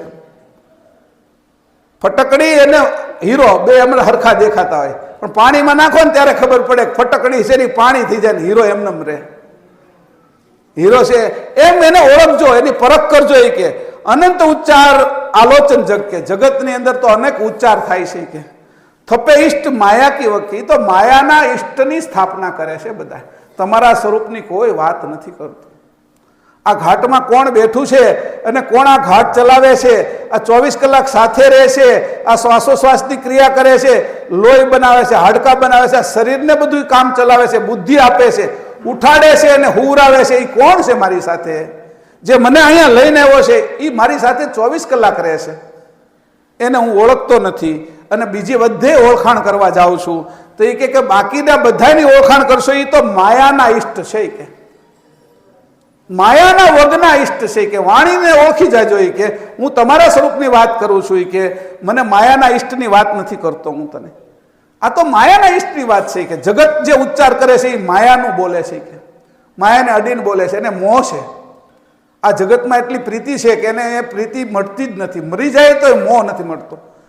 મૃત્યુ પહેલા આવે છે, ઈચ્છા હજી પૂરી નથી થઈ અને ઈચ્છા બાકી રહી છે, નવો જન્મ લે છે. મૃત્યુ ઈચ્છા પૂરી થાય ને મૃત્યુ પછી આવે, એની જે જીવવાની મજા છે એ અલગ છે કે. પછી એને ખબર પડી ગઈ કે હવે તો હું જેમ પાણીની અંદર જે તરે ને એવી રીતે તર્યા કરું છું. આ જગતમાં રહું ને કમળની જેમ રહું છું, પાણીમાં રહેવા છતાં પાણી અડે નહીં એવી રીતે જગતના બધા જ વ્યવહારો બહુ શુદ્ધ રીતે કરે. એવો જે અંશ છે આ શરીરમાં રહે અને છતાં શરીરથી જુદો રહે, પાણીમાં રહે ને કમળ જુદું રહે એવી રીત કે જે શીખવાડે છે એનું નામ પરમ ગુરુ છે. એ અંશ તારું આવું સ્વરૂપ છે અને આ સ્વરૂપ માટે હું તારી આગળ આવ્યો છું કે. અસત પુરાણ વ્યાસ મુખ ભેવા, ગુણ તેનું શક્તિ સૂર દેવા, અનંત કોટ વિષ્ણુ જુગ માહી, રામ કૃષ્ણ બાની જસ ગાઈ. શંકર આધે દૂજા જ્ઞાની, તિનકે શાસ્ત્ર જ્યોત નિશાની, અતિ અગાધ મહા કોઈ જ્ઞાતા, તિनको અનુભવ બ્રહ્મ વિખ્યાતા. માન્યતાઓ કેની છે કે તમે જેને માનો છો એને તમે માનતા નથી. તમારામાં જે માનનાર છે એ જો હોય એને તમે જાણી જાઓ, એને તમે માનો તો બીજું માનવું ન પડે. કે તમારી હારે રહેશે, તમને જે જીવન આપે છે, જે શ્વાસથી જીવન ચલાવે છે, તમારું હૃદય ચલાવે છે, એને તમે માનો તો તમારી બાહ્ય માન્યતા ન રહે. પછી તમે બધી ક્રિયા કરો એની અંદર કાંઈ વાંધો નથી, પણ તમે તમારા સ્વરૂપને ઓળખી ગયા છો. પર બીજાને માનવું, સ્વ પોતાને માનવું, સ્વભાવ, સ્વ એટલે મુક્તિ, સ્વતંત્રતા, પર એટલે પ્રભાવ. પ્રભાવની અંદર પરતંત્રતા હોય. કોઈના પ્રભાવમાં જાય ને તો પરતંત્રતા છે, ગમે એની હોય. સ્વમાં જાય તો મુક્તિ છે. પરતંત્રતા છે એ ક્યારેય છે એ આપણે શુદ્ધ આપણી ગતિ ન થવા દે. પરતંત્રતા નથી કે તને હું સ્વતંત્ર કરવા આવ્યો છું, તને છૂટો કરવા આવ્યો છું પંચભૂતથી, આ બધી જે આખી પ્રકૃતિ છે એનાથી છૂટો કરવા આવ્યો છું. કે તો એ કે જો તું આ બધા જ્ઞાનીઓ છે એમાં જે જ્ઞાનની વાતો છે, આમાં થોડાક વિષયો એવા છે અને હું જાહેરમાં નથી કહી શકતો, કારણ કે કોઈનું મન દુભાય, કોઈને તકલીફ પડે એવી ઈચ્છા આપણે નથી. પણ છતાંય એમ કહું છું તમને કે સાચી વસ્તુ તમારું સ્વરૂપ છે. તમે હશો તો બાકી બધું આ ગ્રંથ વાંચવા હશે તો તમે હોવા જોઈએ ને. તમે ન હો તો ગ્રંથ કોણ વાંચે? હામાં પડ્યા હોય તો કોણ ઉચ્ચાર કરે? કયો મંદિર કેટલાય હોય પણ તમારું હોવું જરૂરી છે. મંદિર જવા માટે પહેલા તો તમારું હોવું જરૂરી છે. યાત્રાધામો તો ઘણાય હોય પણ યાત્રા કરનારો આમાં હોવો જોઈએ. એ યાત્રા કરનારો ન હોય તો યાત્રા તો વ્યર્થની થઈ ગઈ. ઉપવાસ કરનારો આમાં હોવો જોઈએ ને. અને એ ન હોય ને ઉપવાસ કર્યા કરે. આ લોકો મિસ્રની અંદર જે પિરામિડો બનાવેલા છે ઇજિપ્તમાં, તો એની અંદર પેલી સબને રાખે, 5,000 7,000 વર્ષના સબ એની એમાં રાખેલા છે. એને મમ્મી કે એ જે સબ રાખેલા છે એ 5,000 7,000 વર્ષ એમનેમ રહે. એમાં ક્યાં કોઈ ઉચ્ચાર કરનાર છે? એમાં કોણ બોલનાર છે? એ હોય તો સબ છે એમ તમારી અંદર બોલનાર છે તો એની કિંમત કરો. કે એ પડ્યું રહેશે તેની કોઈ કિંમત નથી થતી. તો એને અહીંયા કીધું છે કે જો હું તને તારા સ્વરૂપની જ વાત કરું છું, તારા સ્વરૂપ સિવાયની કાંઈ વાત નથી કરતો. તો ઉપવાસ કરે છે એ બધા ઉપવાસ જ કરે છે. 5,000 વર્ષથી એની એક કે સબે કાંઈ ખાધું નથી. બોલો તેને ઉપવાસ કેવા છે? કારણ કે ઘણા રાજાઓના સબો એમાં રાખેલા છે. એની માન્યતા ઇજિપ્તની એવી હતી કે પાછા રાજા જીવતા થશે અને પછી પાછું રાજ્ય કરશે. એટલે એ માન્યતાના આધારે બધા પિરામિડો બનાવેલા છે. અને એને આજે બધા ફરવા જાય ને ઇજિપ્તના પિરામિડમાં આ જોવા જાય છે તો ત્યાં હજી સબો પડેલા છે. એક ચર્ચ છે અહીંયા ગોવાની અંદર, તો ત્યાંય તે એના જે સંત હતા ચર્ચના પાદરી, એની હજી લાશ ત્યાં પડી છે. એ ખાય છે? એ ઉપવાસ જ કરે છે. એટલે ઉપવાસ કરનારો આમાં હોય તો ઉપવાસની કિંમત છે, એ ન હોય તો ક્યાંથી કિંમત થાય? એટલે મારો વિષય છે કે ભાઈ આ આપણા સ્વરૂપની પરમગુરુ વાત કરવા આવ્યા છે તો તારા સ્વરૂપને તો તું સમજી લે. એટલે કે તમે એમ કહો તારા સ્વરૂપને સમજી લે, એમ કઈ સમજાઈ જવાનું છે કે કેદું નો આની હારે રહું છું? કે તમે મહેશભાઈ આ ચોટી જ પડ્યા છો, હવારના આવ્યા ને તારા સ્વરૂપને સમજી લે, પરમગુરુ આ ગ્રંથમાં કહે છે અને તમે અમારી વાહે હું પડી ગયા છે એમ હોતી તમે કહો એમ સમજાઈ જવાનું. પણ ના, એમ સમજાઈ નથી જવાનું. પણ એક વખત આપણે એમાં પ્રવૃત્તિ કરીને તો એની પરિણામ આવે. છોકરાઓ બધા ગામના હોય ને, એને એક હારે જે એ વર્ષોમાં જન્મેલા હોય, 5-6 વર્ષનું 3 વર્ષનું થાય એટલે બાળ મંદિરમાં મૂકીએ. અને બાળ મંદિરમાં જાય ત્યારે કાંઈ આપણે એમાંથી ડૉક્ટર ન દેખાય, એમાંથી વકીલ ન દેખાય, એમાંથી પ્રોફેસર ન દેખાય. તો બાળ મંદિરમાં હરખા, પણ બાળ મંદિરમાં જશે તો એમાંથી કોઈ ડૉક્ટર બનશે, કોઈ એમાંથી એન્જિનિયર બનશે, કોઈ એની અંદરથી વકીલ બનશે, કોઈ પ્રોફેસર બનશે, કોઈ વૈજ્ઞાનિક બનશે, કોઈ રાજનેતા બનશે. એ જ્યારે જાય છે ત્યારે એવું કાંઈ નથી દેખાતું. એમ આ માર્ગે તમે જ્યારે પ્રવૃત્ત થશો ત્યારે તમને કાંઈ નહીં દેખાય, પણ પરિણામ આવશે આખરે ત્યારે તમારું સ્વરૂપ દેખાશે. પરિણામમાં પક્ષમાં સ્વરૂપ તમારું દેખાવાનું છે. એટલે હું તમને કહું છું કે આ માર્ગે હાલવાનું ચાલુ તો કરો. નિરાલંબો માર્ગ છે, આલંબન નથી. બધામાં આલંબન છે, તારા સ્વરૂપમાં કોઈ આલંબન નથી. તું કેવી રીતે ગતિ કરીશ? આલંબન વગરનો માર્ગ છે. પહેલા તો આપણે છે એ ધરતી ઉપર હાલી શકીએ, વાહનો ચલાવી શકીએ, પછી પાણીમાં હાલી શક્યા, પાણીની અંદર એ વાહનો સ્ટીમર ને હોડીને એવું ચલાવ્યું. અને જ્યારે 1903 પછી પ્લેનો ઉડાડવાની શરૂઆત કરી એટલે પહેલા આલંબન લીધું સામાન્ય. એટલે પ્લેન કેટલું હાલે તો 3-4 કિલોમીટર સુધી ફૂલ સ્પીડ પકડી લે. એની સ્પીડ જ્યારે થઈ જાય 200-250 ની એટલે આગળના જે વ્હીલ હોય ને એને એ ઉપર ચડાવી લે. હવે આલંબન વાળો માર્ગ હતો એ હવે નિરાલંબ થઈ જશે. ધરતી ઉપર એ દોડ્યું વાયુ પટ્ટીની અંદર ત્યાં સુધી તો એનું આલંબન હતું. એમાં આ સંપ્રદાયની અંદર આવ્યા તો શરૂઆતનું આલંબન હોય, આપણે ગોતવા જઈએ તો થોડું આલંબન રાખીએ, પણ પછી પાછા જો એના એમનામ જ આલંબનને ચડાવી દઈએ ને આપણે તો જે એરપોર્ટની દિવાલ તૂટી જાય ને કેટલાય મરી જાય. એને પછી ઉપર ચડાવવું પડે અને ઉપર ન ચડાવી શકો તો પડે. અનુભવ છે આપણે. તો એ તમે આલંબન વાળો માર્ગ લીધો અને નિરાલંબમાં તમારે જવાનું છે. આપણે બધાએ આપણું સ્વરૂપ નિરાલંબ છે અને આ શરીર છે એ આલંબન વાળું. એટલે આવરણ લીધા પરમ ગુરુએ, આલંબન દેખાડ્યું કે આ આલંબન હું તમારું છે એવું જ આલંબન હું લઉં તો તમે મારી વાત સમજી શકશો. એટલે આજની હું યાત્રા તમને કરાવવા આવ્યો છું. એ યાત્રા છે કે આલંબન ઉપરથી નિરાલંબ માર્ગ ઉપર જજો. પહેલા શરૂઆતમાં આલંબન છે, પછી આલંબન નથી. આલંબન વગર ગતિ કરવાની છે. ત્યાં મંત્ર નથી, જાપ નથી, યોગ નથી, તપ નથી, કોઈ સેવા નથી, દાન નથી. આ બધું નીચે પડ્યું રહેશે. આ બધું ફળ આપનારું છે. તારા સ્વરૂપમાં તારે જવું હોય તો તારે નિષ્ફળ નામનું ફળ પ્રાપ્ત કરવું પડશે. નિષ્ફળનું ફળ એ તારે પ્રાપ્ત કરવું પડશે. બધા ફળની આશા છે બધાને. નિષ્ફળ ફળ છે એવું કોઈ સમજતું જ નથી.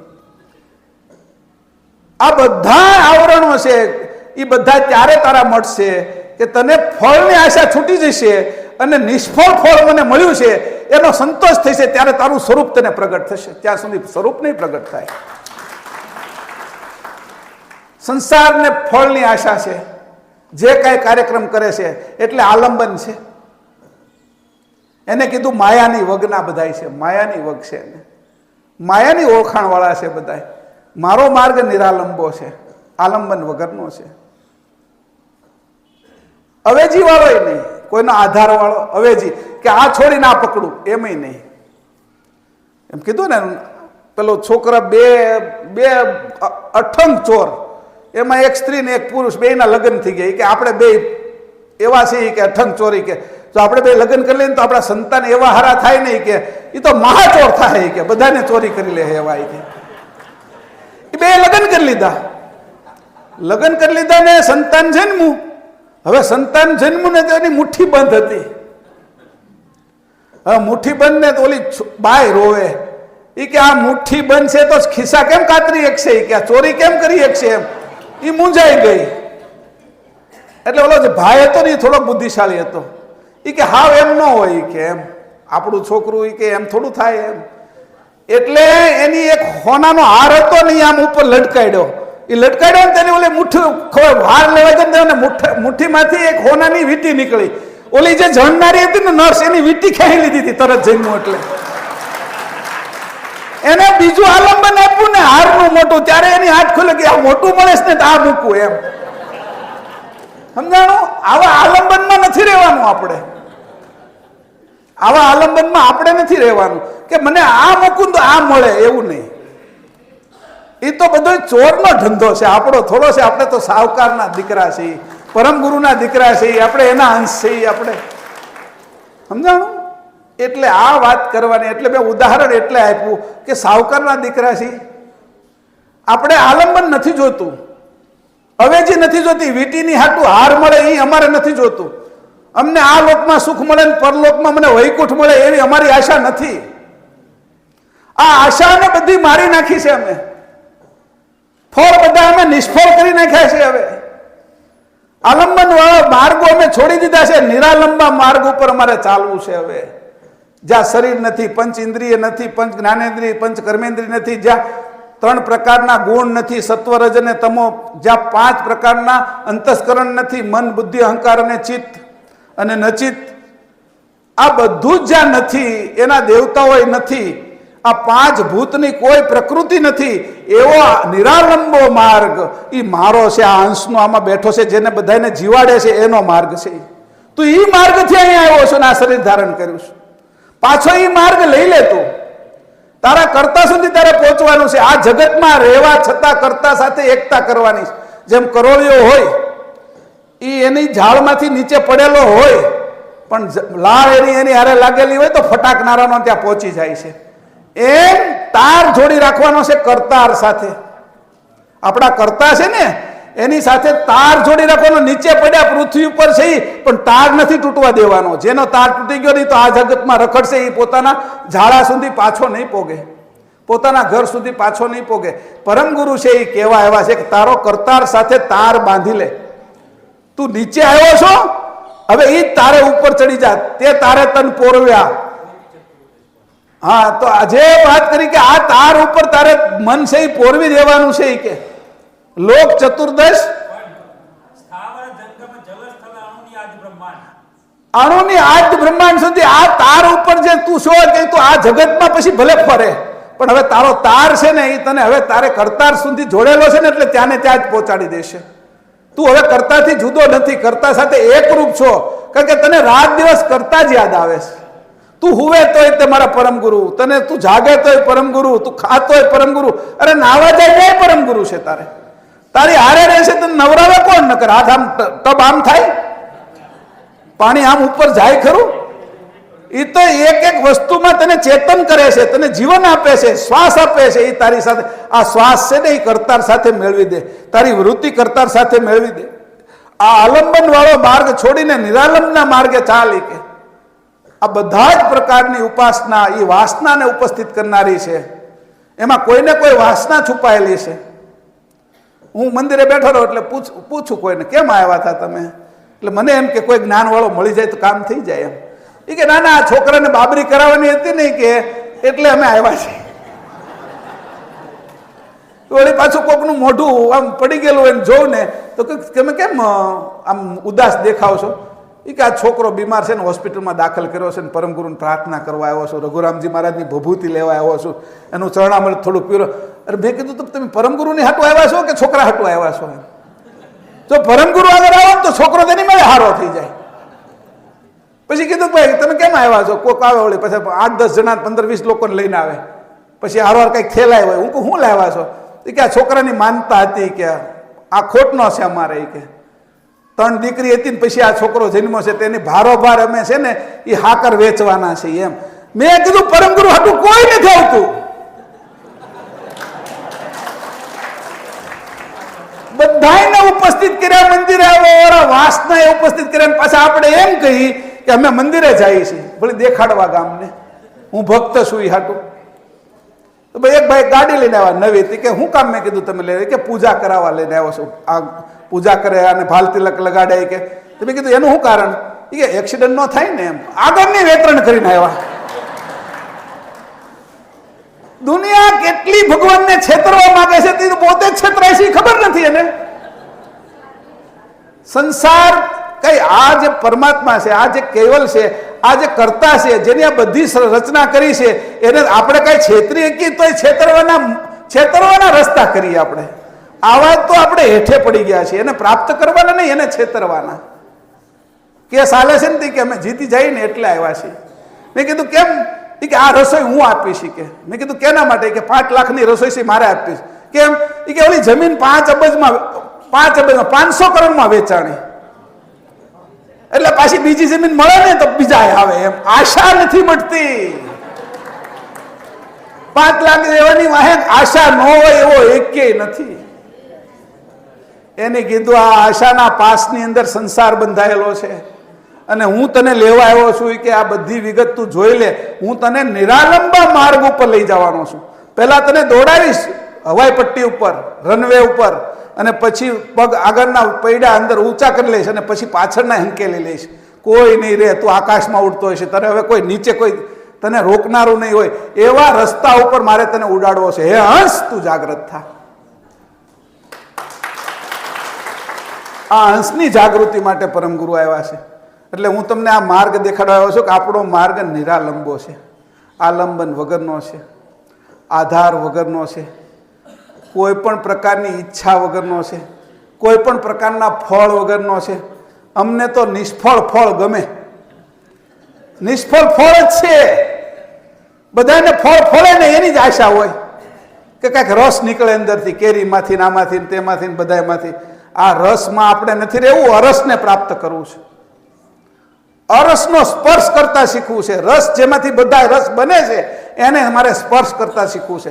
આ બધા રસ અરસમાંથી બને છે. કેરીની અંદર જે રસ ભરાય છે એ તો એના મૂળમાંથી થઈ, થડમાં થઈ, ડાળીમાં થઈને અરસ થઈને ત્યાં પહોંચે છે અને રસ થાય છે. મારે તો એ રસને પ્રાપ્ત કરવો છે. એ આલંબનથી ન થાય, નિરાલંબથી થાય. આ નિરાલંબો માર્ગ તમને બતાવવા માટે પરમ ગુરુએ આજે મને નિમિત્ત બનાવ્યો છે અને આ વાત આજે કરીને તમે આ માર્ગે ચાલો એવી પ્રાર્થના દરેક અંશોને હું મારા હૃદયથી કરું છું. શ્રીમદ કરુણા સાગર ભગવાન કી જય. સત કેવલ સાહેબ. કાયા માયાના બાગ બગીચા અંતે સુકાઈ જવાના.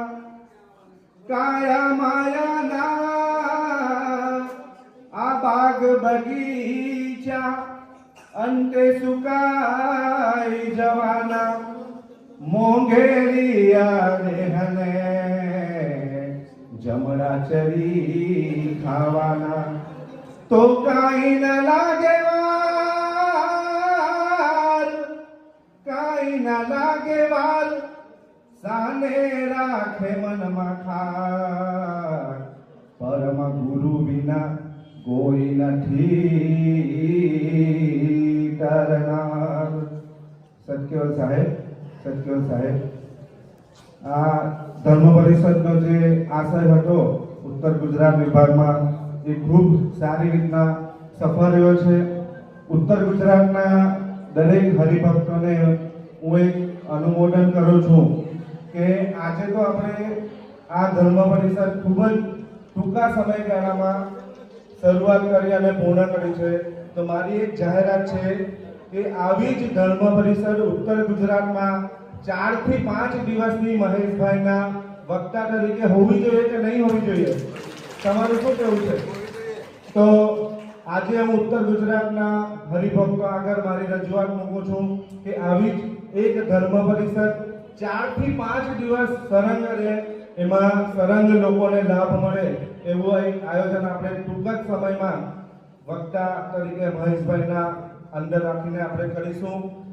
એમાં ભગવાન કરુણાસાગર મંદિર ટ્રસ્ટ ઉમરાનો સંપૂર્ણ સહકાર રહેશે.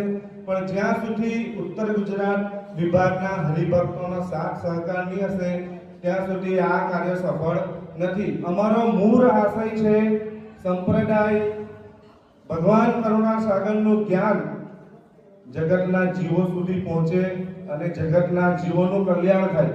આજે તમે બધા જાણો છો કે દુનિયાની અંદર બીજા બધા સંપ્રદાયોનો કેટલો પસારો છે. આપણે કોઈ બીજા સંપ્રદાયને નીચે બતાવીને આપણા સંપ્રદાયને ઉપર નથી લઈ જવું, પણ જે જગતમાં જે સત્ય જ્ઞાન છે એ સત્ય જ્ઞાન બહાર આવે અને પરમ ગુરુ ભગવાન કરુણાસાગરનું જે સિદ્ધાંત છે એ સિદ્ધાંત સફળ થાય અને જીવનું કલ્યાણ થાય. એ જ આશય અમારો છે. સંપ્રદાય એક થાય, બધા સુધી બીજા સંપ્રદાયોમાં પણ આ જ્ઞાન જાય અને જે મહેશભાઈ કીધું એ આપણે જીવનને સાર્થક બનાવી અને આપણા પરમ ગુરુ ભગવાન કરુણાસાગરના કાયમ પણ જ્ઞાનને ચક્રવર્તી બનાવવાની એક આજે અહીંયાથી આપણે મનમાં એક ઉમંગ લઈને ઊભા થઈએ કે હવે પછી આપણે આ ઉત્તર ગુજરાતમાં મહેશભાઈનો સતત અને સરળ 4 થી 5 દિવસનો આવો કાર્યક્રમ રહે એવી હું તમને બધાને એક અપીલ કરું છું. સત્યવલ સાહેબ, સત્યવલ સાહેબ.